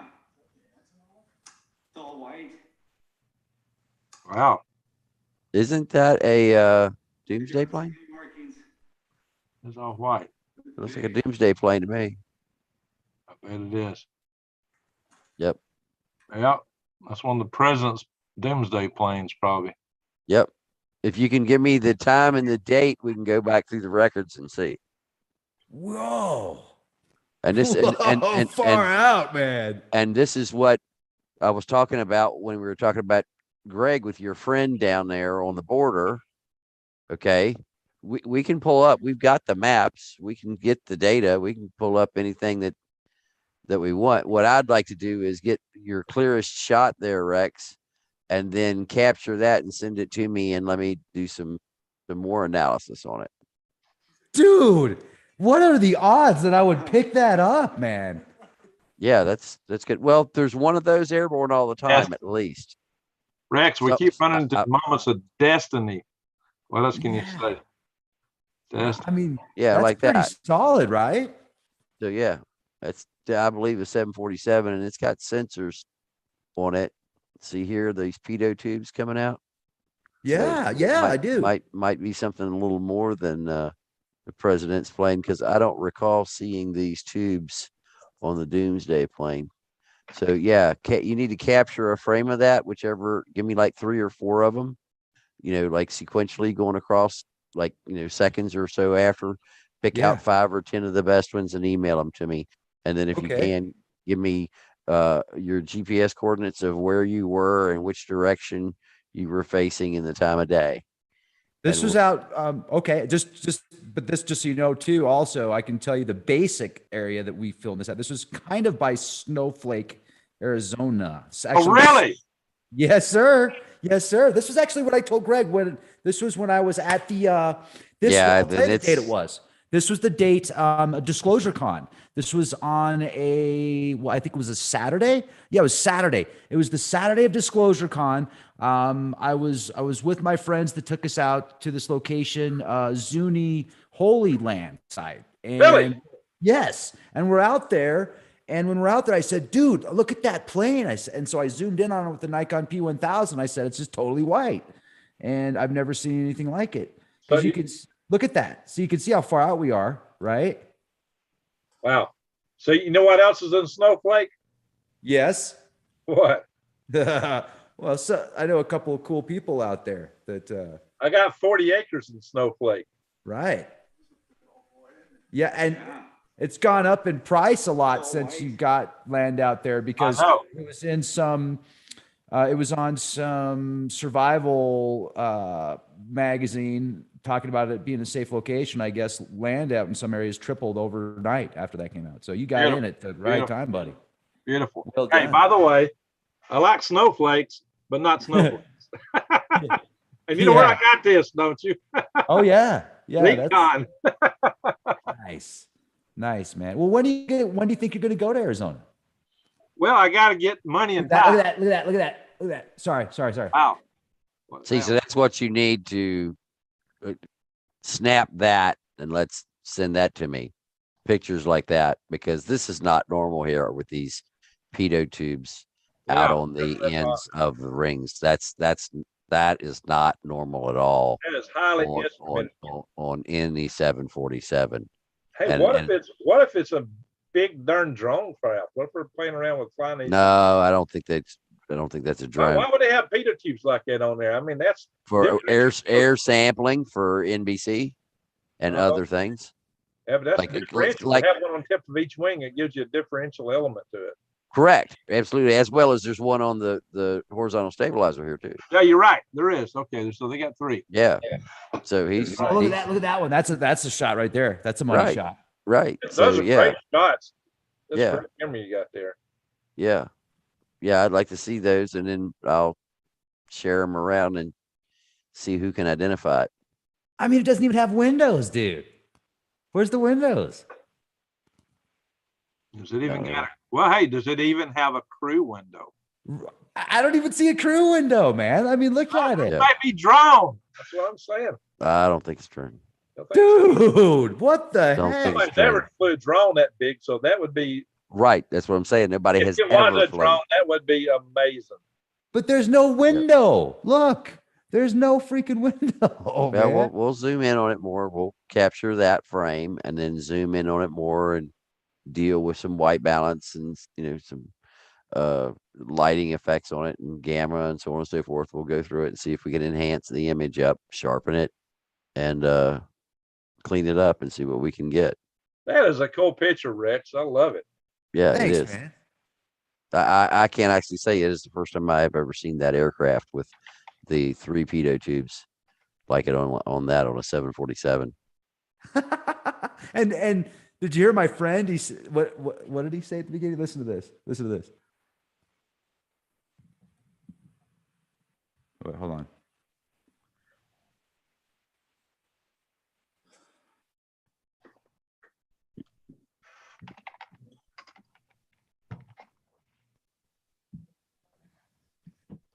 What do you got there, Rex? Tell us. Big old boy, isn't it? Yeah, Is that the Antonov? it's all white. Not in an Antonov. I believe that's a 747. I don't see any markings. That's big. It is big. Why would you have a plane all white? I mean, you're not going to hide it, but you certainly can't distinguish much about it. Make it easy to find. If it Not goes when it's down- in a cloud. Well, okay, not if it's in a cloud, but it's not in a cloud right there. Well, yeah, but it's So if you want to fly over some place that's overcast, yeah, that would be a good way to hide it visually. the We're talking about the collapsed ionosphere. You look at the these the colors. the best color for an airplane to be is turquoise, Oh yeah. and it just disappears. The British proved that years ago, and the guy who did the testing said that if you really want to hide the aircraft, it should be painted turquoise. But real fighter jocks won't fly turquoise aircraft. So that's why they're black and gray. But yeah, turquoise is if you want it to disappear. But Okay. test them. I saw something about 24 years ago. I worked for a company called PEI. We I know built them. program sets for M1 tanks. Yep. And they also did electric military vehicles back then. Yeah, I did a Humvee, and they did a M113A3, Right. both of which I tested at my lab. Okay. So that's why I said I'm very familiar with them. Yeah, I worked for Pentastar, and well, it was Pentastar originally, and then it became PEI. Yep. Worked for both times, 2 different times. But I was standing in the parking lot off Wind Drive, and there it looked At like, Huntsville. yeah, I was about to see a Redstone. mid-air collision. There was one of these little Burt Rutan like push me, pull me planes that had an engine both in front and back, and there was a Cessna, and it looked like the what do they call it, Long Easy or something like you like. Yeah, Long Easy, but that's just a pusher. Yeah, well, It's there's what- one it's what that John Deere, just what John Denver died in. Yeah, that's true. That's true. Yep. I met John Denver, but anyway, it looked like it was going to. It just nosed up like it was going to run right into it, and then it just disappeared. I'm sitting there thinking I'm about to witness a midair collision, and I'm like stunned. And then I was even more stunned. The plane literally disappeared. And I look around and see there's like 2 guys at the doorway smoking, And of course, nobody ever looks up, but just weirdos like me. They weren't even looking up. There are two planes outside making racket, and they're not even looking up in the sky. And so that nobody else saw it. It was just me. So I just walked in and kept my mouth shut. I wasn't about to say nothing to nobody. It's like, dang, that was weird. I don't know what it was. And I kept wondering if they just had some kind of device on there that would change, like a smart skin that would change the color of the aircraft to make it look like it disappeared or something strange like that. But dude, I was looking at it and then I didn't see it. Well, you know, BAE now has a camouflage that's a thermal camouflage that goes on the outside of the vehicle. And they can actually change the skin on the side of the vehicle to be whatever temperature contrast they want it to be. So if they've got a tank sitting there in the woods, they can make the skin of the tank the same temperature as the woods. And they can even change the contrast to make it look like there's trees in front of the tank, or even trees with a car parked in front of the tank.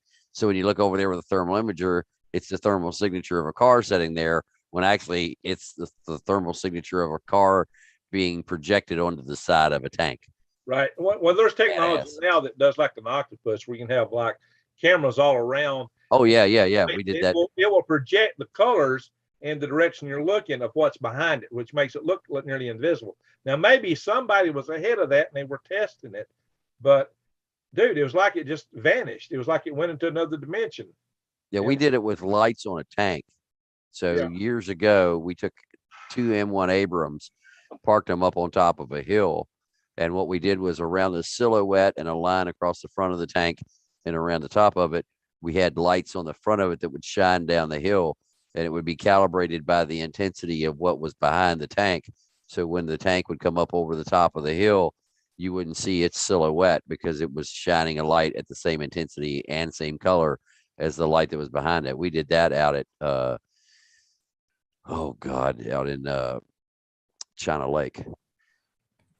Dude, okay, so I'm gonna bounce, but speaking of China Lake, I found out my grandpa that I never met he worked at China Lake, Los Alamos Labs. He was a scientist, had his own laboratory, very bright. I talked to Greg a little bit about this off air also, but something really odd was that whole situation that happened with Alec Baldwin.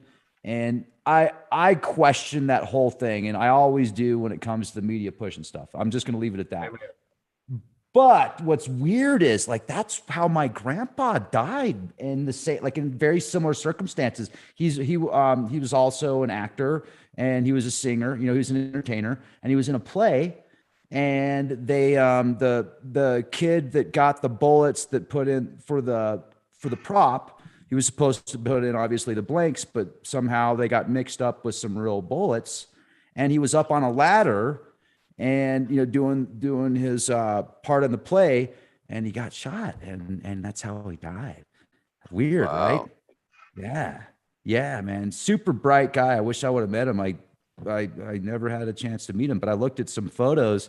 I haven't had a chance to meet much and spend much time on my biological father's side, because I was adopted by my dad when I was 1, but I have a great relationship with my biological father now. But anyway, so it was on my biological father's side, but they sent me a photo of him. And when he was about my age, he looks a lot like me. They're like, dude, you know how much you look like your grandpa that you never met? It was really neat to see that. You know, it's like that DNA connection. So maybe that's why I'm really into military stuff and intelligence and a lot of this, like, military intelligence kind of stuff and weaponry systems. And I don't know, but I thought it was pretty cool. So, except for I thought it was really sad about what happened with him, how he passed. But I think it's cool about the China Lake situation and how he worked there and had a lab there. And I was talking to my biological dad, and he said that they used to talk a bunch. He would overhear them talking on base, and he was friends with some people that I think developed the heat-seeking missiles, or something along those lines. So some really high-level intel people. It was pretty neat. I wish I could have met him. Cool. And I said China Lake. I was working at China Lake, but we actually did that experiment at Fort Irwin. Oh, okay. Well, you brought up China Lake, so that was kind of a trigger word for me. I wanted to tell you about that. I thought it was it's cool. Yeah, because you've spent a bunch of time out there in China Lake as well, and there's a lot of mystery. I mean, that place is as mysterious as Area 51 in a lot of ways. Oh, no. No? No, Really? Area 51's got China Lake beat by a long shot. Really? Yeah. Okay. Okay. Cool, man. Well, that'll be interesting. I know somebody who lives out there, Jurgen something, and he does tours.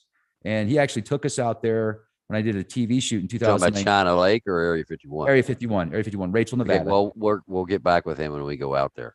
Okay. Because he took us out to a crashed jet that crashed, I think, in the, long time ago, but there was still a lot of parts out there. He took us out to a crashed Oh, jet. yeah. Yeah. And when we were out there, we stopped for a minute, we get out of the vehicle, and I almost tripped, like I trip over something, and there was a wire underneath the dirt that we tripped over. So there's a lot of stuff out there, man. But the reason I bring him up is he saw something out there, and he doesn't even really believe in aliens, but he saw something out there that was on one side of the road, really low to the ground. Like this craft was like hovering. It was like, and then it disappeared and ended up on another side of the road. That's weird, right? That's Oh, weird. yeah. I haven't seen that yet. So Hey, that's weird. Hey, this event I talked about, this aircraft just disappeared. This was not on base. This was off base. This was in Huntsville. You've been to PEI. It was on Wind Drive, next to where the big Redstone Federal Credit Union is. In fact, it was flying between the PEI building and that building. Basically, it's almost over the credit union when it occurred. So, Lee, you've been in the area. You know where I'm talking about. So, Oh, yeah. I know exactly what you're talking about. if you think they're going to be testing technology like that, you'd expect that to be in the range, not outside like that. I'm kind of wondering. Right. You would expect that to be Area 51. Yeah, it wouldn't even be in the range in Redstone, because we just test missiles and artillery and things that go boom. This is way outside what you'd expect. So it still baffles me. It baffles me intensely. I mean, did I actually see a multi-dimensional event? Was this something in a different dimension? It was just, I could see it a little bit and it disappeared, because nobody's going to intentionally fly a plane into another plane. And it was like, if you're arcing up to another plane, you don't see it. And the guy up there, he's not doing any avoidance. So he must not have seen what was beneath him. What was I seeing? Rex, this is more your department. that's a great question. But what do you feel like it was? I have no idea. It might have been multidimensional, because I swear I'm looking at two planes. I hear them, I see them. I think they're going to collide. One just start right into the other and just disappeared. There was no explosion. The other plane just moved on like nothing happened. There was no air wave, no shock wave, no nothing. It just went poof. Well, you know how sometimes I didn't hear it. It was like it was gone. You know how sometimes, like when people will be viewing something in the ocean or really far away, the perspective looks different. Like it'll look like it's going up or it's going straight down when it's really not. Yeah, I understand that part, but I don't know. That's the only thing I could think of logically, unless it was a multi-dimensional or some type of blue beam technology. Like I know how big these long easies, these different planes that Burt Reed built were. We had a couple guys around here that built them. I had a friend named Dan DeLong built one. He was also the chief engineer of Roton and a couple other commercial little space ventures. But I've seen this before, these planes, and it was the size. In fact, I had a guy at the airport, Grass Airfield, about a mile from me here, used to have one. So I know what those planes look like. It was not far away. It was close, just like the Cessna. They were comparative in size. So it really looked like I was going to see a mid-air collision. And then one of them I just didn't see anymore. So I don't know. That was one that is up there with some of the weirdest things I've seen. No, dude. No, you've seen some things far weirder than that. I've seen some weird things. You know that. There's some things I don't talk about in public. I told you. Yeah. Lee's seen some weird things too. Lee, you shared that story about the mothership that you saw that Steve Jobs probably saw also, right? Oh, yeah. I'm willing to bet money the same thing I saw in the air is the same thing that Steve Jobs based the mothership building on, because there's not 10% difference in what I saw in the sky and what mothership looks like, except for the fact that what I saw in the sky is a hell of a lot bigger than mothership. Well, you might want to define for the audience what you're referring to as mothership is the Apple Computer headquarters, which is built in a ring-shaped, donut-shaped UFO. But the crazy part about that was, I saw that when I was like 14 years old. And it wasn't until I was 27 and I was the senior technologist for the U.S. Army Dismounted Battle Space Battle Lab at Fort Benning that I actually figured out what that shape was. And yeah, there it is. So you guys can see it. Oop, what happened? There we go. And so, even the 4 layers here. And the crazy part about it is if you go and listen to my interviews with Art Bell from years and years ago, we actually talk about this. And the 4 layers and the fact that it was this big and how it came down, the whole story. And there are other witnesses to it other than just myself. Even the dog reacted strangely when this came down. And originally, the folks who witnessed it with me would talk about it. Over some time, people made fun of them and so on and so forth. And so if you go and try to talk to them today about it, all you got to do is say, hey, do you remember that night? And they'll say, I don't want to talk about it. So that's the mothership. I think Gorgeous Awesome answered my question. They solved the problem. Gorgeous Awesome said, must have been a wormhole. Oh, yeah. That was it. It was a wormhole. And I've got a few wormhole. I do sell wormhole generators just in case. I'm not selling them right now, but normally I do. I do have a whole lot of wormhole generators back here behind my house. Now, I prefer the fully automatic hole punches. Hey, well, I like portable holes, the ones you paint and just toss around. Yeah, that's even better. Hey, those guys that did the Bugs Bunny cartoons, they were brilliant. Oh, yeah. Dude, I was just Rex, thinking you got about more that the other questions? day. Yeah, No, well, I could, I would love to keep going, man, but I'm gonna just unplug for now. Yeah. Lightweight. I know, man. Let's do this again. You know what? This has been so much fun. We should do this more often. We should do roundtables. And next time we'll do it live on my channel, maybe. And then you guys can premiere it on yours after, or Lee, you we and I take can turns. Take turns. Yeah. Welcome. Let's do it like next week, maybe. All right. Wow, this is Whatever you want to do. What took us so long to get around to it? Yeah. It's just trying to get Rex here. Oh, that's it. I try and get myself here. Hey, me too. Where am Guys, I get about 2 hours sleep some nights, 4 hours on a good night. So, Well, you're a wizard, dude, but I got to sleep at least 6 hours a night. Otherwise, I'm a piece of shit. So, part of my language. You can do great you and Lee can sleep 2 hours a night and be just awesome. Me, not so much. So, you got me way beat on that. And I don't know what that is, but it looks like a crystal with a. This is Woden's wooden wand of wonders. Woden's wooden wand of wonders. This is apple. What? Woden's wooden wand of wonders. Wow. Creation of Gorgeous Awesome. That's a Shungat crystal. This is not a bone, it's apple wood. And because I was, it taught them so much about gardening, they said this was an apple for the teacher. And look at the copper work they're doing here. Oh, by the way, they've got an Etsy shop where they sell stuff like this. So, and they're in the chat room. So go ahead and list your Etsy shop, Gorgeous Awesome. Your Etsy shop. I said shot. And that's in Green Greg's chat, not mine. Yeah, they're in my chat. So go ahead and share your Etsy shop. And, they gave me quite a few beautiful things like this Lemurian laser wand I carry, crystal. This makes a great pendulum, by the way. Look at all the copper work in here. And then I got a healing one. Hang on, let me pull out the healing one. Check this guy's out. Look at all the beautiful copper work. Wow. Now, for some reason, copper crystals just started falling out of the sky. I found one. I've asked everybody around here if it was theirs, and everybody denies it. Everybody's coming around.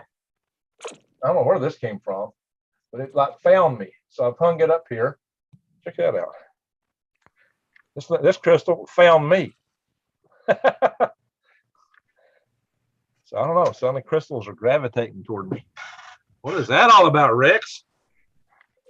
You said you got some lasers. Hey, Rex, the other odd thing, when you and I were together, you remember all the battery problems that night we got together and went to the Devil's Dam or whatever. yeah, remember all the battery problems you were having? Yes. All the batteries were being drained. It's so uncharacteristic. And then when they mic'd us up at the studio, every mic they put on me had interference. They even gave me y'all's mics. They switched things around and everything they did. They always had remember that? They had a lot of Aren't you RH negative blood? Do I? You have RH negative blood, right? Oh, I'm O positive as far as I know. O positive. Okay, so you don't have extra copper in your blood. There's no question RH negative blood has more copper, which is interference. So what do you think it was, dude? Do you think it was your wizard hair? Hey, before can I show the bloopers? Yeah, go for it. Yeah, show the bloopers. Let's have fun. I like to have fun on my channel. We cut up a lot. So everybody hasn't seen the bloopers. So We cut up Rex has got this blooper reel of people that he's had on his show.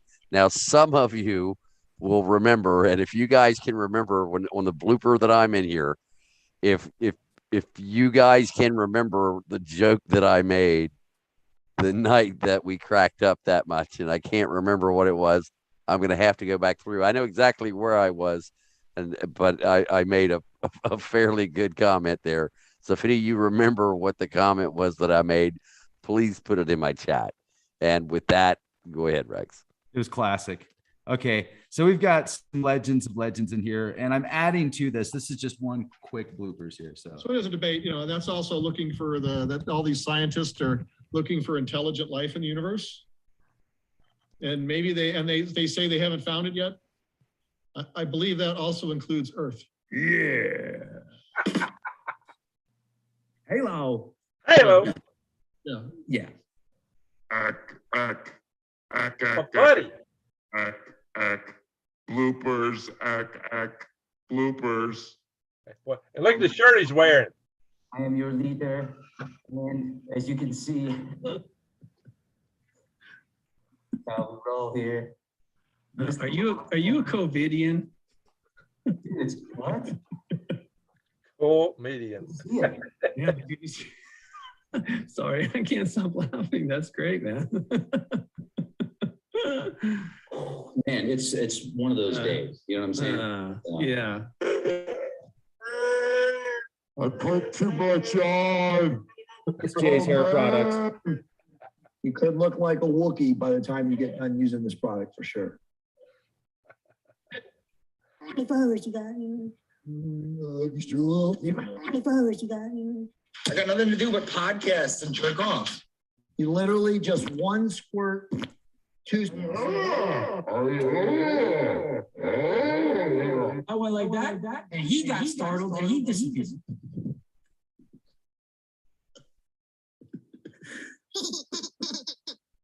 Careful, we can't have a competition because you like Twinkies. No. We have to like ding dongs because that's the narrative. Ding dong narrative. Okay, come on, ding dong narrative. Come on. Ding dong, ding dong. Bill, can I have an extra injection, please? I need 3 boosters. It's there. I love you, Oprah. Rick, you and I pie. Body snatchers, bro. It's like they're literally inserting they're inserting demonic aliens in the operating system. Oh, she got you. Swing, loving it. Okay, man, that was the bloopers reel we had going on there. I don't know, man. I get entertained easily sometimes. So I think everybody left the chat, but that's okay. We liked it, right? We thought it was fun, right? I still got 158 watching, which is a pretty good number for me at this hour. Yeah, I had about 200. Now I'm down to 168. Everybody left. 50.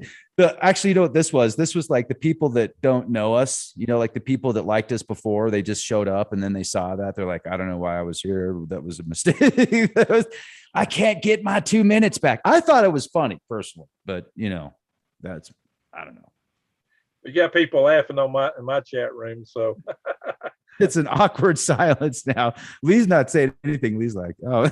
No, I'm looking at what I've got here. So, I mean, we're not doing bad. The normal average watch time for someone on a YouTube broadcast is like under 6 minutes. And right now I'm at 10 minutes and 25 seconds, and I've had 1,700 people here. Wow. So it's been a good show and good retention. It's a lot of fun. Oh man. Yeah. I just had to see if I got any subscribers left after we're done. I hope so, because you got about 60,000, bro. And Diamond from Oppenheimer Ranch is in the chat. So. Yeah, he's here Diamond's too. in the chat. The legend. Wow. Hello there, Diamond. Hey, Diamond, we got to get you in here one of these days. Yeah. 4 of us, that'd be dangerous. We'll be like radioactive. We have critical mass. The universe might blow up. Hey, we could really open a wormhole then. Oh, wormholes. Dude, you know what we forgot to talk about too? What? The recent article that they found a hidden planet underneath the earth. And you can read the technical jargon and you would understand it. Diamond would understand it. Lee would understand it. I read it and I was like, I don't understand it. So I got to go back and read the other article. And it was essentially saying that they've discovered the core is not solid and there's pockets of something that seems mushy. So Right. I think that's fascinating. That, that changes things up a bit. Well, Pockets? It never made no sense. Pockets? You're making me hungry. Hot pockets? Oh, It never man. made, look, if you ever melt stuff down, if you've ever like cast BULLETS and you heat up a material, the heavier stuff settles to the bottom, the lighter stuff goes up. Well, iron isn't the only element. It's like I said, Rex, iron isn't the only element. There's other stuff. And that's going to be mixed in with it. And it's not going to be a homogeneous mixture when you got uranium. I mean, why is the Earth's core so hot? It's loaded with uranium for one thing. So it's not just iron, it's uranium, palladium, just tons of heavy stuff down there. And, the more you get to the center, the heavier the metals, the elements are going to be. And, and it's hot and it's going to mix up some. So it's not that don't surprise me. I'm just not surprised at all by it. So, and there's probably other physics there's some other physics. Let me just put it that way. I got some friends. We've kind of been delving into other things and why large objects might get hot in the center. But that's a whole nother discussion line. But it's interesting. It's highly interesting. So, it looks like Earth got hit by another planet early on in its formation. And that's when we have the big moon we have. Yes, roger that. And the moon is lighter in density because it's made out of more crustal material.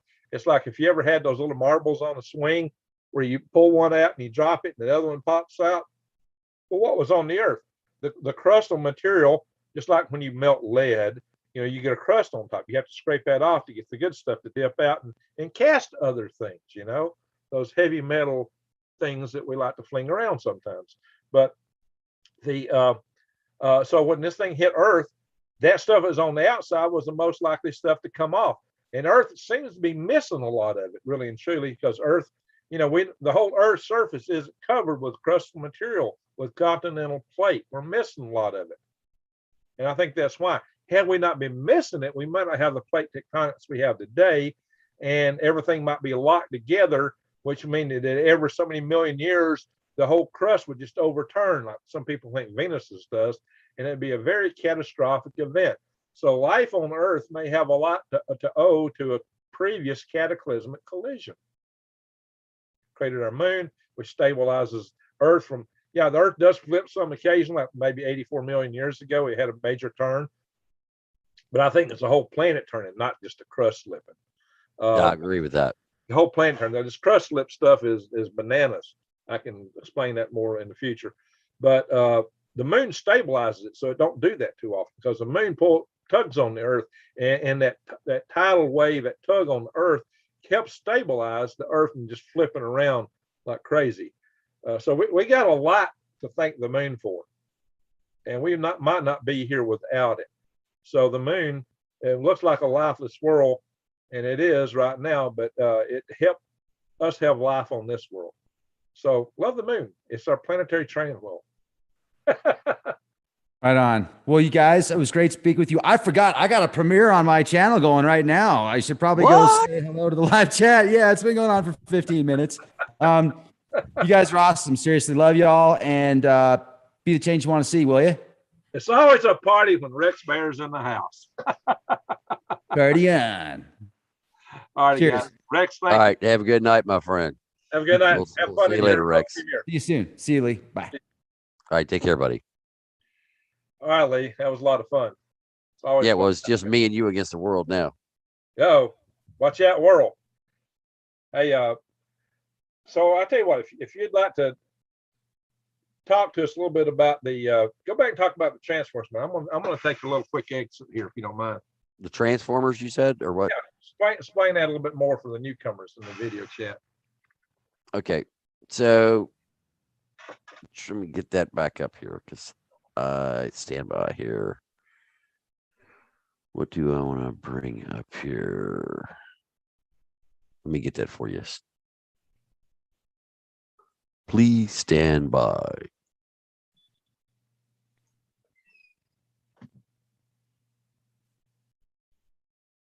And there we go. Let me get this back up here. Transformers.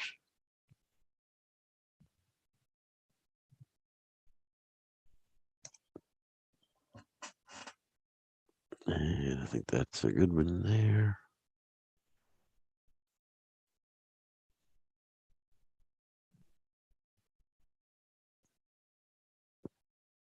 Okay, so we were talking about how Transformers are affected by CMEs, which are coronal mass ejections. That's what we've got coming off the sun here. If you haven't seen that, that's what the show is all about. We've got a massive CME that comes off of the lower part of the sun. You'll see the area there that's glowing towards the center. Here in a moment, you'll see bright flashes there, and then you'll see a dark wave go across the front of the sun. It's coming up here in just a moment.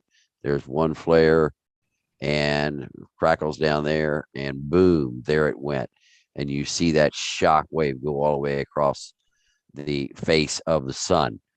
And so when that happens, you get a mass ejection out of the side of the sun. It looks like this. So you can see the CME, that there's a disc in the middle of your screen there, in the middle of each one of these images. There's this, both of these are of the sun, just in different spectrums and with different devices. The one on the left is from the SDO, which is the Solar Dynamic Observatory, which has a variety of different cameras that can look at the sun in a variety of different spectrums, all of which are calibrated and recalibrated and so on and so forth for their clarity, focus, all of that. So it's a very, very sophisticated device. We could spend hours talking about it. The image on the right is from LASCO C2. And so what we're seeing is in the center of the ring in the center is actually the size of the sun compared to the image. White ring, the white ring. White ring. No, yeah. But the disc that the ring is setting on, the larger disc there, is actually what is blocking the sun from oversaturating the detector on the camera. Right. So the what we're seeing in this particular X-class flare and CME is a significant amount of ejecta that is onto the right side coming out. You can see that in the left image, but on the right side of the disc there's a massive amount of ejecta coming out. The problem is that's in front of us, folks. That's like leading a bird with a shotgun. And so that's firing out in space to our right. The problem is we're going to the right.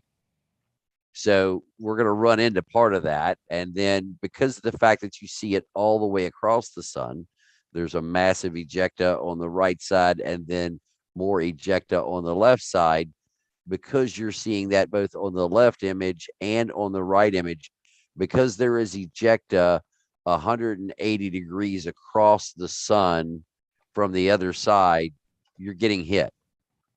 You cannot have ejecta all the way across the sun from one side to the other, left to right or top to bottom. If there's a line of ejecta all the way across, that's pretty much, it's not exactly the same as a halo, but when it's a stripe coming off the sun like that, you can pretty much guess you're going to get something out of it. So I didn't get into the transformer, my friend. I had to try to find it, but I want to show everybody this as well as this, which you're going to see the ejection here. The CME is going to come out here momentarily. So that's just previous to it. Lots of M-class activity. There we go. And boom. I mean, that's massive. Absolutely massive. So there it is. And let me get back here to you, Greg. There we are. Well, we've been having a lot of fun here. Yeah, we have. And we've been at it for, wow, 2 hours. Yeah. Well, we've covered a lot of ground. We've talked about this coronal mass ejection. We've talked about EMP. We've talked about our power grid. We've talked about the transformers. We talked about how it could affect nuclear power plants and the spent fuel rod pools. And the bad thing about the spent fuel rod pools is there's so much radioactive material there. It would be major trouble in this country. I mean, it would be a horrific nightmare. A lot of people think that if the grid goes down, they'll be just fine because, hey, I don't need power. I got everything I need here in my homestead. But you got to deal with the radiation from these spent fuel rod pools, and you got to deal with the people, the hordes that be pouring out of the city. That's why we really need to form tribes, and that's one of the things I like about my universal habitat concept. It's really pretty radiation resistant, and that's part of the philosophy behind it. So there's just a lot of things to take into account now for how we're going to get through the times ahead of us, Lee, and we're going to have to start thinking more about that. And it's not just the times that's coming to us from the environment, the grand solar minimum, solar storms, but it's also the stuff that organizations are putting upon us. Now, you're taking a great step building your network. I think what we need to do is figure out a way that we can also come up with this distributed blockchain-like internet. We're doing that. SMSs and just phones and everything else to communicate outside of the internet that is here today.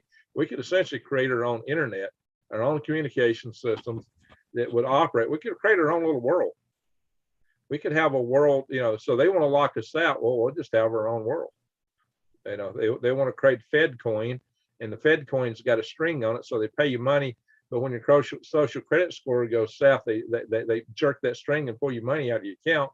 Well, okay, we got something else going on. So we just need to have our own means for everything. We need to be in. What they're trying to do is eliminate independence. What we ought to do is promote independence, promote freedom, take it to the next level. Oh yeah, Lee. Have you ever heard of my Freedom Restoration Foundation? Absolutely. We actually have a channel for Freedom Restoration Foundation on my network I gave you. That's right. Oh yeah. I mean, we got Cowboy. And if folks, if you don't know about my network, because Green Greg's is on it here. I just got to get my phone situation fixed. Yeah, but so we have a network, and let me put it up. Go ahead, show it.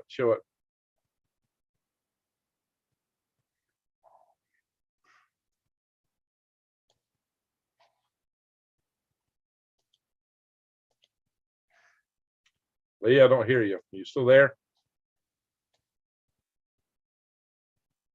Hello.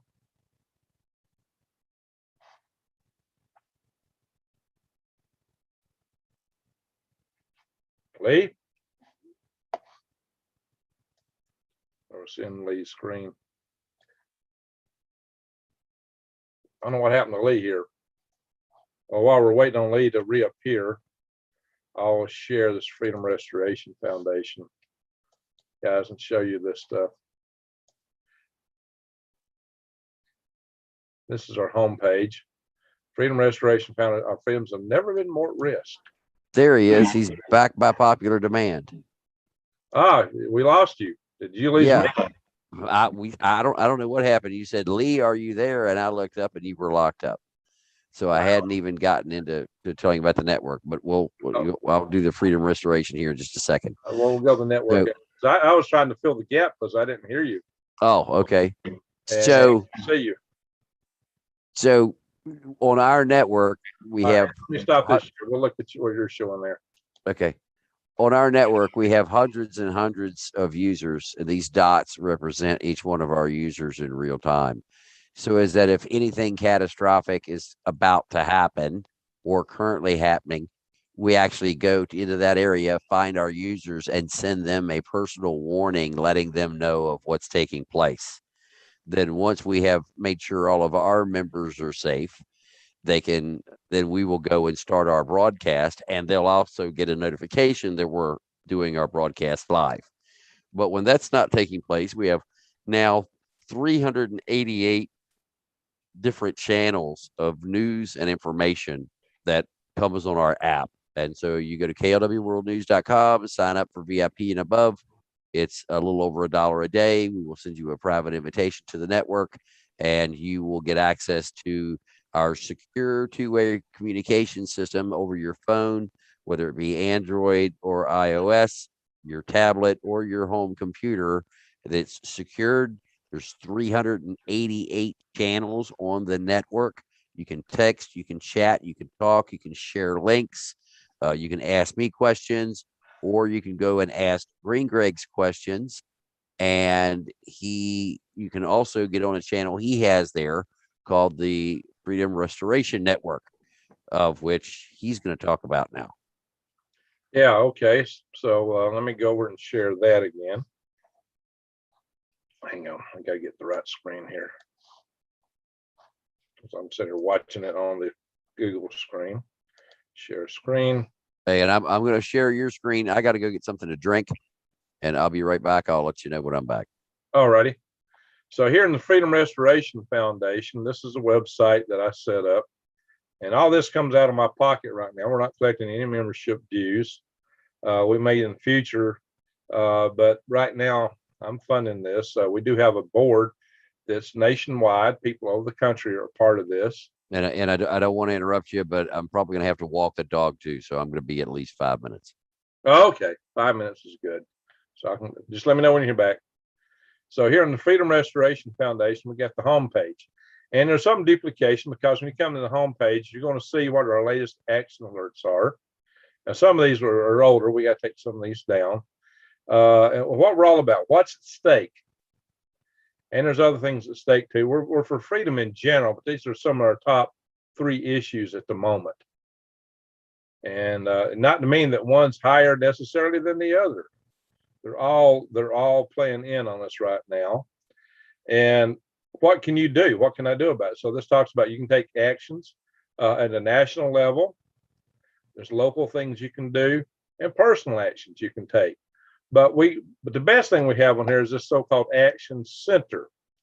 If you come into the Action Center,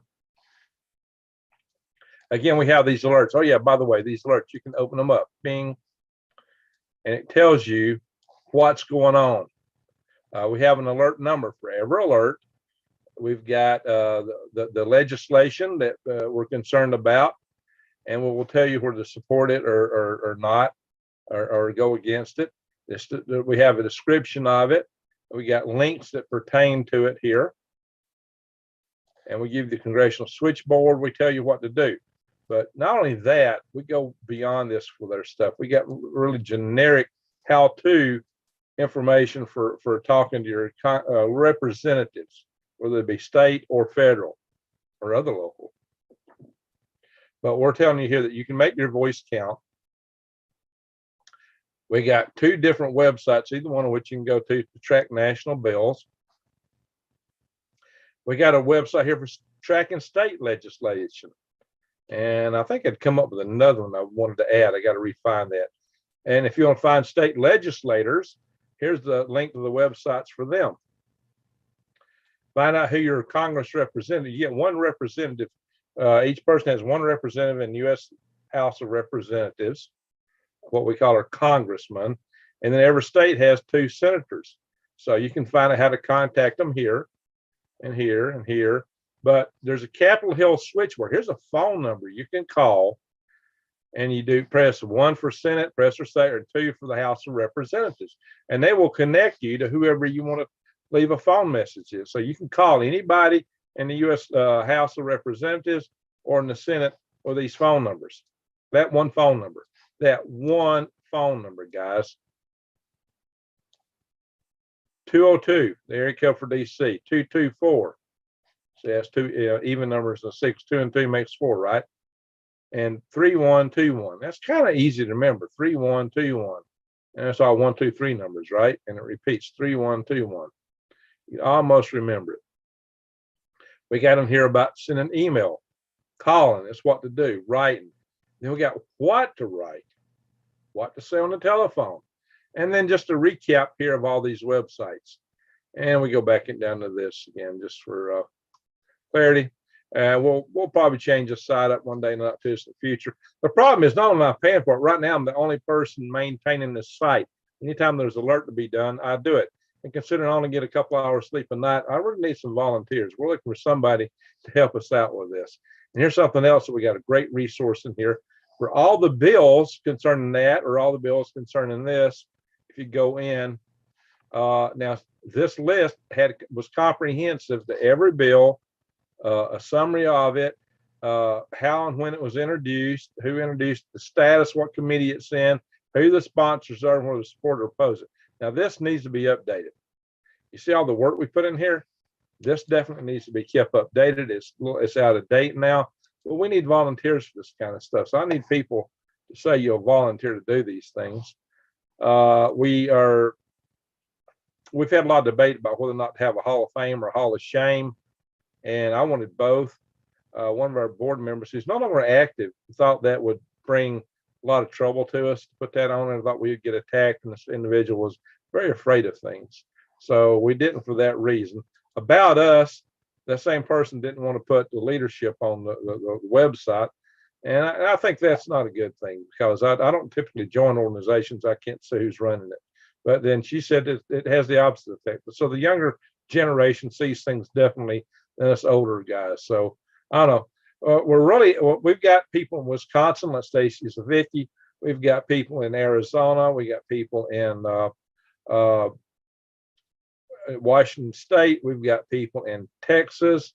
But the 2 most active states are Arizona.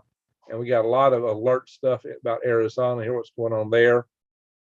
But what the world? That looks weird. That text is looking strange. That should have been done different. I didn't put that in there. I would have highlighted that or something. It's kind of hard to read. Things to do if you're in that state.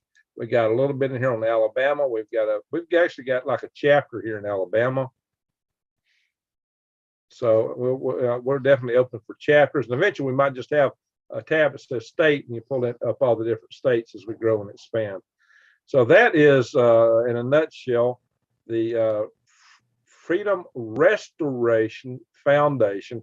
And this is the National Archive buildings, the back where our Constitution is resident. That's the front of the National Archives. And so there's a reason we named it Freedom Restoration, not maintenance, because we've lost a lot and we would like to get it back. We want our freedoms restored. That's what we're looking for.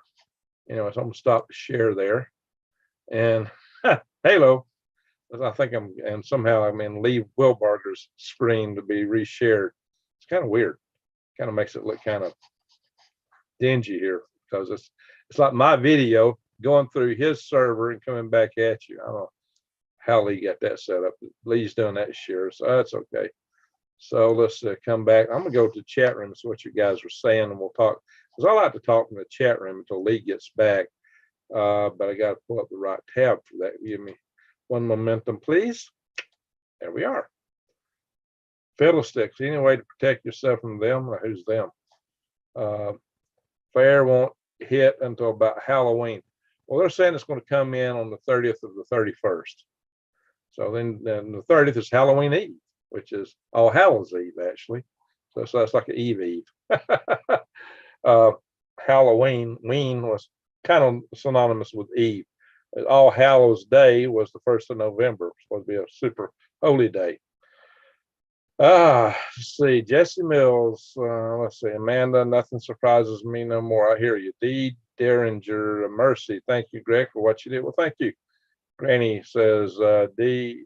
Lee's, a little over $1 a day for Lee's channel to Beeble to call, but Freedom Restoration is free. Yeah. Well, the website is. Now, if you're going to get the access to what we put on his channel, there's something, I don't know. I think he may have that channel uncharged now. As I know Cowboy Roy Rogers was asking about that. I'm on it. I'm back, and I just heard what you're saying. I think I heard what you're saying. Yes, you can go on. I think we have Freedom Restoration open, and if you're not on it, then you can get on it. Just go into the comms chat, and once you're on the comms channel, just go in there and you can talk to Marcelo. And we're going to add a Marcelo channel, so it'll be 389 channels. Marcelo's probably added a couple since the other day, so I'm sure that we probably have more than the 388 channels now, and we can add anybody or everybody to it. It doesn't matter. We can just program it in. There's a Galactic Greg's channel and a Green Greg's channel, so I can go and come in and talk space to you, or I can talk prepping worms. Yeah, and what I'll do is worms on one side and wormholes on the other. on everybody's on my side, people on my channel can see I've got a list of all the channels I'm putting up here. And what I'll do, Greg, is I'll share. I'm sure. Yeah, I'm gonna. Well, I am sharing the screen. It's if you take my image as speaking, you'll see it there. You can click on it on your display. So these are all of the different channels on the network here. So we got one for David Dubine, Grand Solar Minimum, Greg's Net, RexNet for Rex Bear you just saw. Dig in. NCR Media, that's the National Capital Region, Pagos Attack, Police Ops, All Call. That's the frequency or channel that we make all of the announcements of all the shows on. Breaking news, people can put stuff in there for me to see. First Amendment, Second Amendment, North America Music's Active Shooters, Adapt 2030, Army National Guard, Artificial Intelligence. When we come down here to the Emergency Dispatch channel, we request everybody put that channel in their list on the device. That way, if we need to talk to you in an emergency, we can get in touch with you and you can get in touch with us. It's kind of like OnStar, but even better. Then we come down here, we've got Galactic Greg's, and then we also have Green Greg's, GSM Gardening, Ham Radio, Homeschooling, Hall of Shame. We're going to be putting more people into that with who are spreading false information. We have a channel for every interstate in the United States. So if there's accidents on that or you are traveling on that road, you can talk on that channel like a CB radio, but you can talk all the way across the country. Jeeps, KLW updates, Streaming Cafe. That's when we do our roundtables like we're doing right now. We've got live chat channels. You can go onto these channels and chat or text. And then we also have talk channels, which are made again for voice. So we got Prepper Radio, Prepper Storage, Railroads, Routes, Sheriff's Nets. I mean, it goes on and on. These are talk channels. So you can go here and talk to people on these channels. You can also talk about vaccinations, talk about the vote. Got technical support. So you can go there if you want to ask a question. And we're going to add a Marcelo channel. And it just continues on and on and on with all of the different channels that we've got on the network. The tornado updates, earthquakes, United States. We have a channel for every state in the United States for information that's taking place in those states particularly. We also have Canada, weapon sighting systems, White House, wildfire, wildlife rehab and rescue. It just goes on and on. 289. So here's people in our chat: Prepper Radio, Communications, CME, Ask Lee. There's been 8 their questions to me here recently, and I respond there just like Green Greg's can on his channel. And so this is the most recent news that has been put into the network. So that's pretty much what that looks like, folks. Yeah, the beauty of it is you can go in there and say anything you want to. You're not being. Yes. You're not. There's no censorship. The only thing we don't allow is false information. So as long as you're not coming in trying to tell everybody that the earth is flat or that, or that I'm good looking or Greg is dumb, so as long as you're not putting in fake information, you're good to go on the platform. So Right. we don't do propaganda, misinformation, fake news. We also don't do fear porn or Nibiru. Oh, Nibiru. Yeah. No Nibiru, no flat earthers. So as long as you're not a Nibiru or a flat earther, you'll get along just fine. Hey, I like hope porn. You like what? Hope porn, the opposite of fear porn. Oh, all right. Yeah, and we don't do Q. No. Yep. Thank you. What a waste. Yeah, no bad juju. You got that right, Dio. So he's in my chat. Oh, okay. Let's see. Wow. All right. Yeah, it's only been 2.5 hours, Greg. Yeah, we gone a while here, and I still got to do some stuff in the microgreens trailer, and I got a couple other boogeymen to wrestle here before I'm done tonight. So we probably should call it a night. Yep. And Lee, I appreciate it. It's been good having you on here again and being on yours. And guys, if you're watching this, check out Rex Bear's Leap Project. Subscribe to the Leap Project. Check out Lee Wheelbarger's KLW World News. Subscribe to that. Check out the network he's been talking about. And if you're not subscribed to me, subscribe to me too. Click when you subscribe to the channel, go in and hit the subscribe and go click the bell and click all for update notifications. You got it. There we go. So I think we've been going long here, and it's getting a little bit on the late side, although sometimes I have gone to 2 p.m. I'm at 2 a.m., especially if I start at midnight. But I got to get up early in the morning, and but I got to also get out and do some microgreens work before I call it night. I got to go out and water microgreens tonight and turn everything off in the trailer outdoors. So I still got a lot of work to do. I still got farm chores. Yeah, I understand that. The beauty about stuff in the trailer is it's not a day or night kind of thing. I create day and night at my choice because it's all controlled by me. Yeah. And Four Corners wants to know if we can do a Four Corners channel or a Four Corners report. So yeah, I guess we can do that. Yeah, so okay. You have to get to Marcelo and get your logo. So you'll have to email that logo to Marcelo there, Four Corners.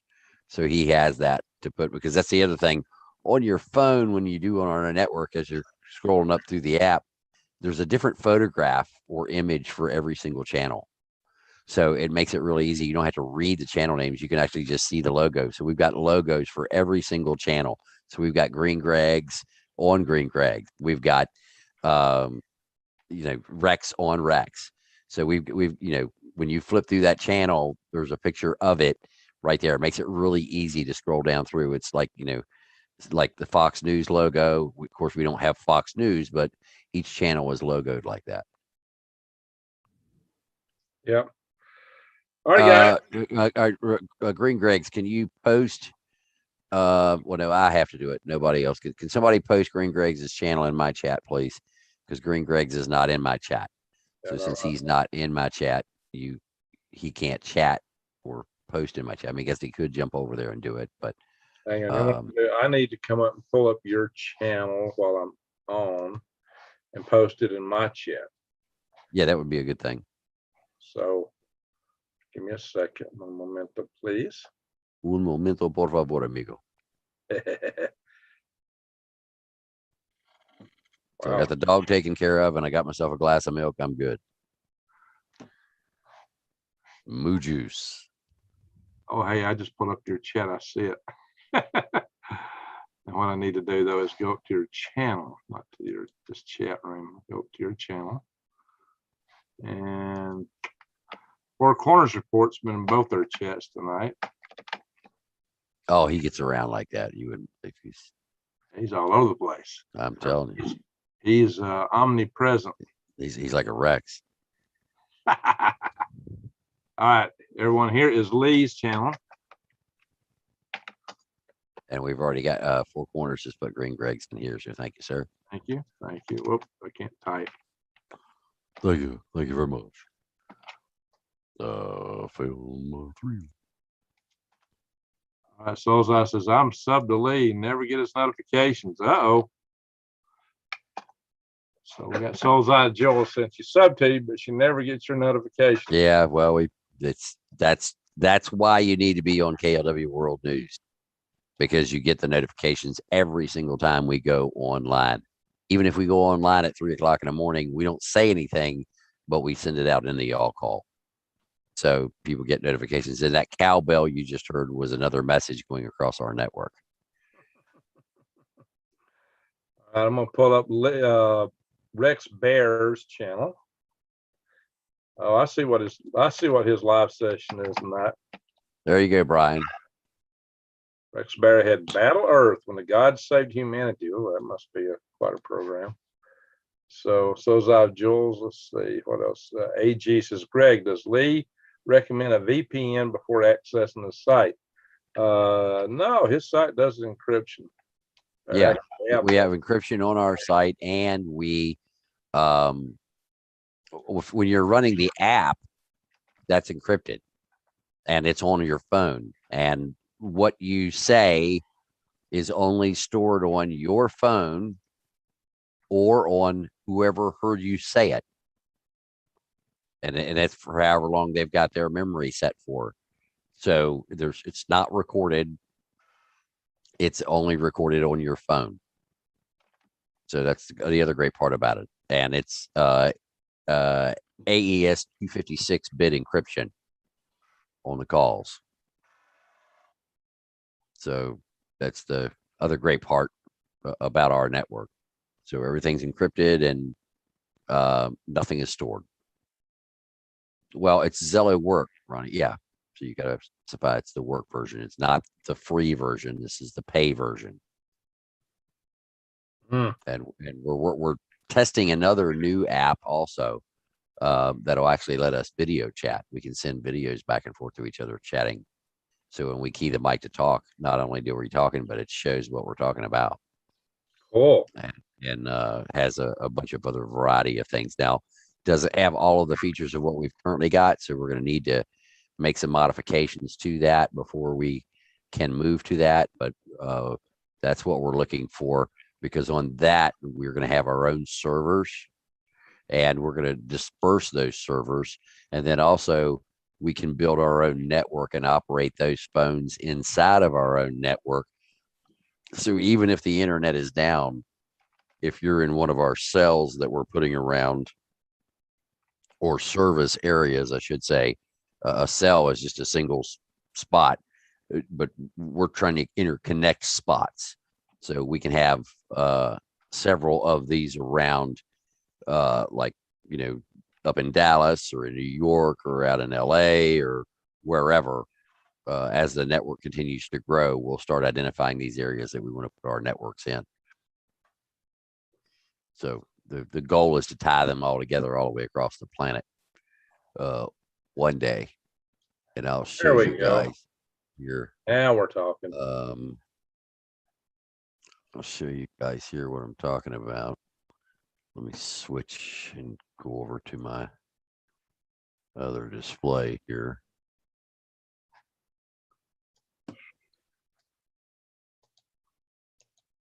Now my device is acting like your device.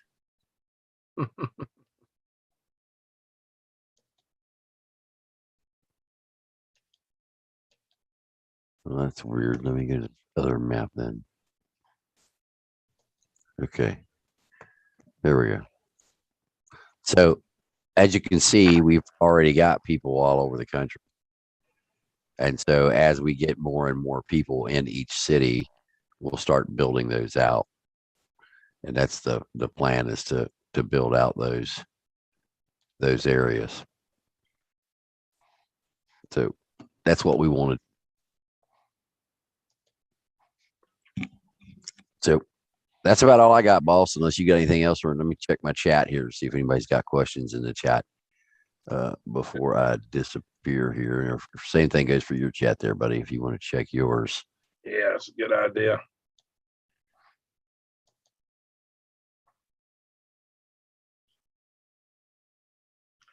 My phone's about to croak, says Sheila. All right, just people just chatting to each other mostly.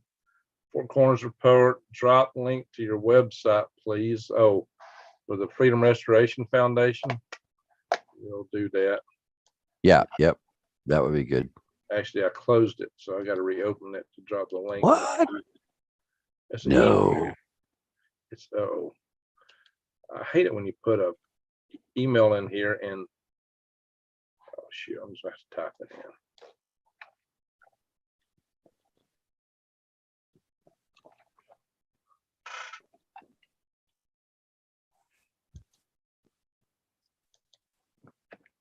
Oh, hang on.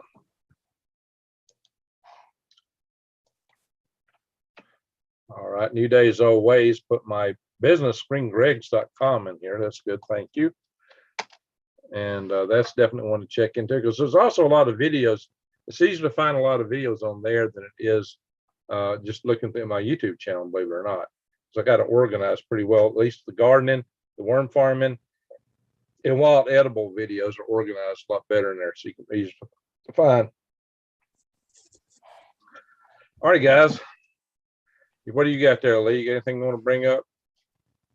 No, I'm not seeing a whole lot more here in the chat. So, yep.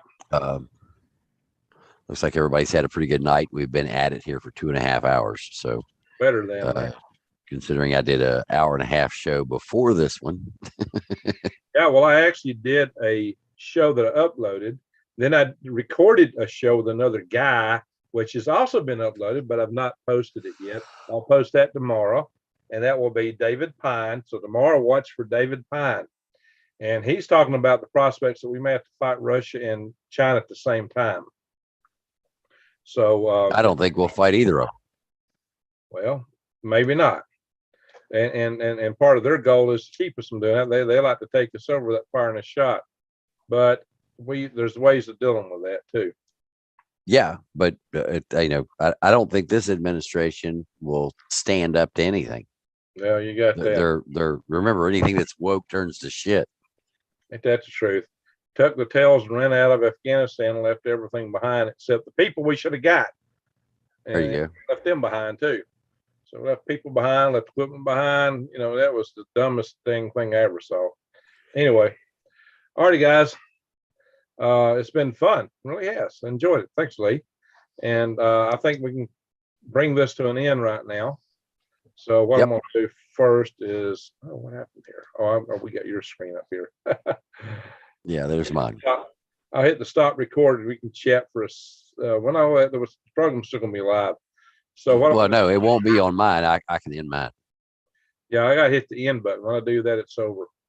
So yeah, when I hit the end button, the video's gone. All right. I can hit stop record, but we're live. See, because my record. Yeah, right. In fact, I started to record late. I thought I hit the start record button earlier, and I didn't.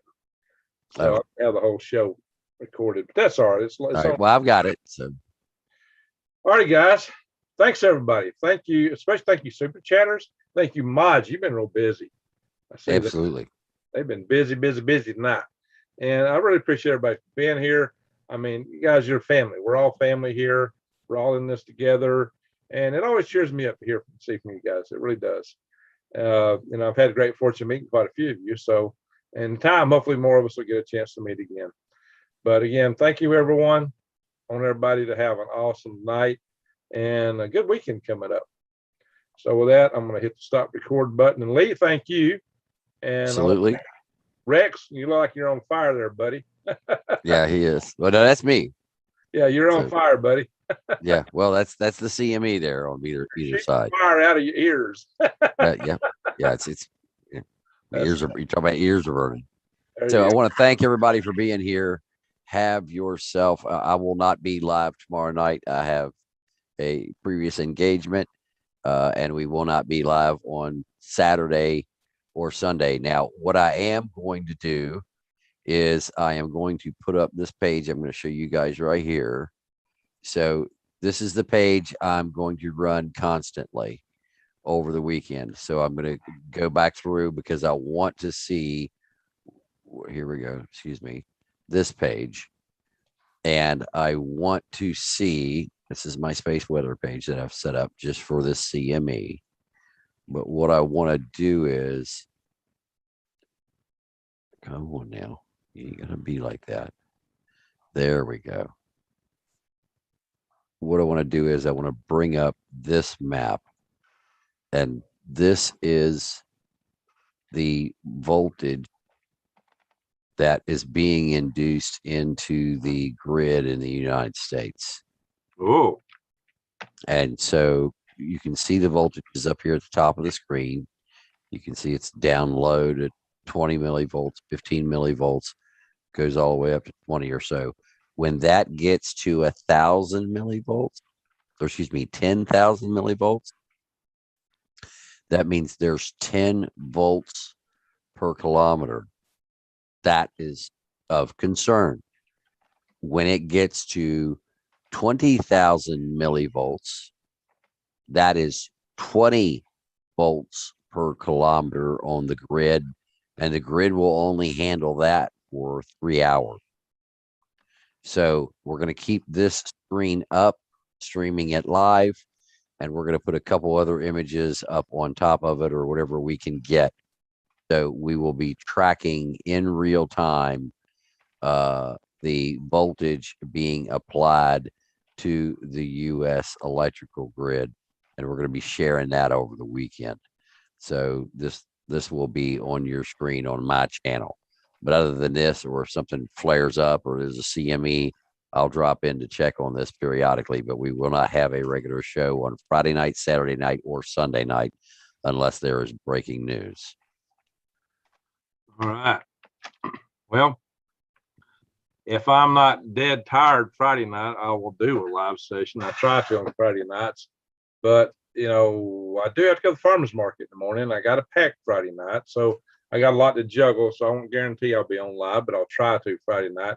And you know, well, it also depends weather-wise. But if the weather holds up, and I'm at the farmer's market Saturday morning, I will do a live session from there. I typically do that, and good Lord willing, and the creeks don't rise kind of situations.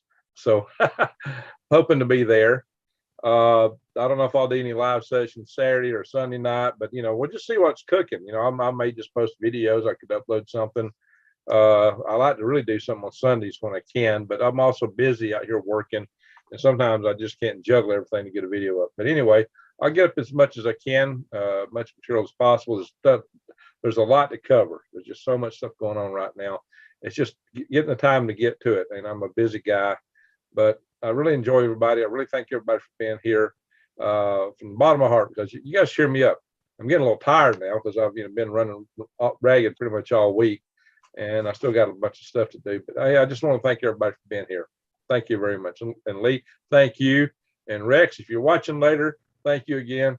And everyone have an awesome, awesome night. Halo and goodbye.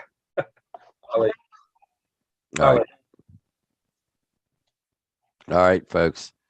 So with that, I am going to call it a night. As you can see, this is the map we're going to have up over the weekend so everybody can see the voltages being applied. And I'm going to make sure that that's updating correctly and so on and so forth, and provide you guys with whatever information I can periodically. But I'm going to let this stream probably starting tomorrow night, so we can keep an eye on what's taking place with this X-class flare that has a CME coming and is going to impact Earth either on Saturday night, Saturday afternoon, and Sunday. But it will be yet another Halloween storm. So with that, folks, I will watch Saturday night. yeah. Yep. So we will definitely keep that up on Saturday night. So with that, folks, we are going to call it a night, and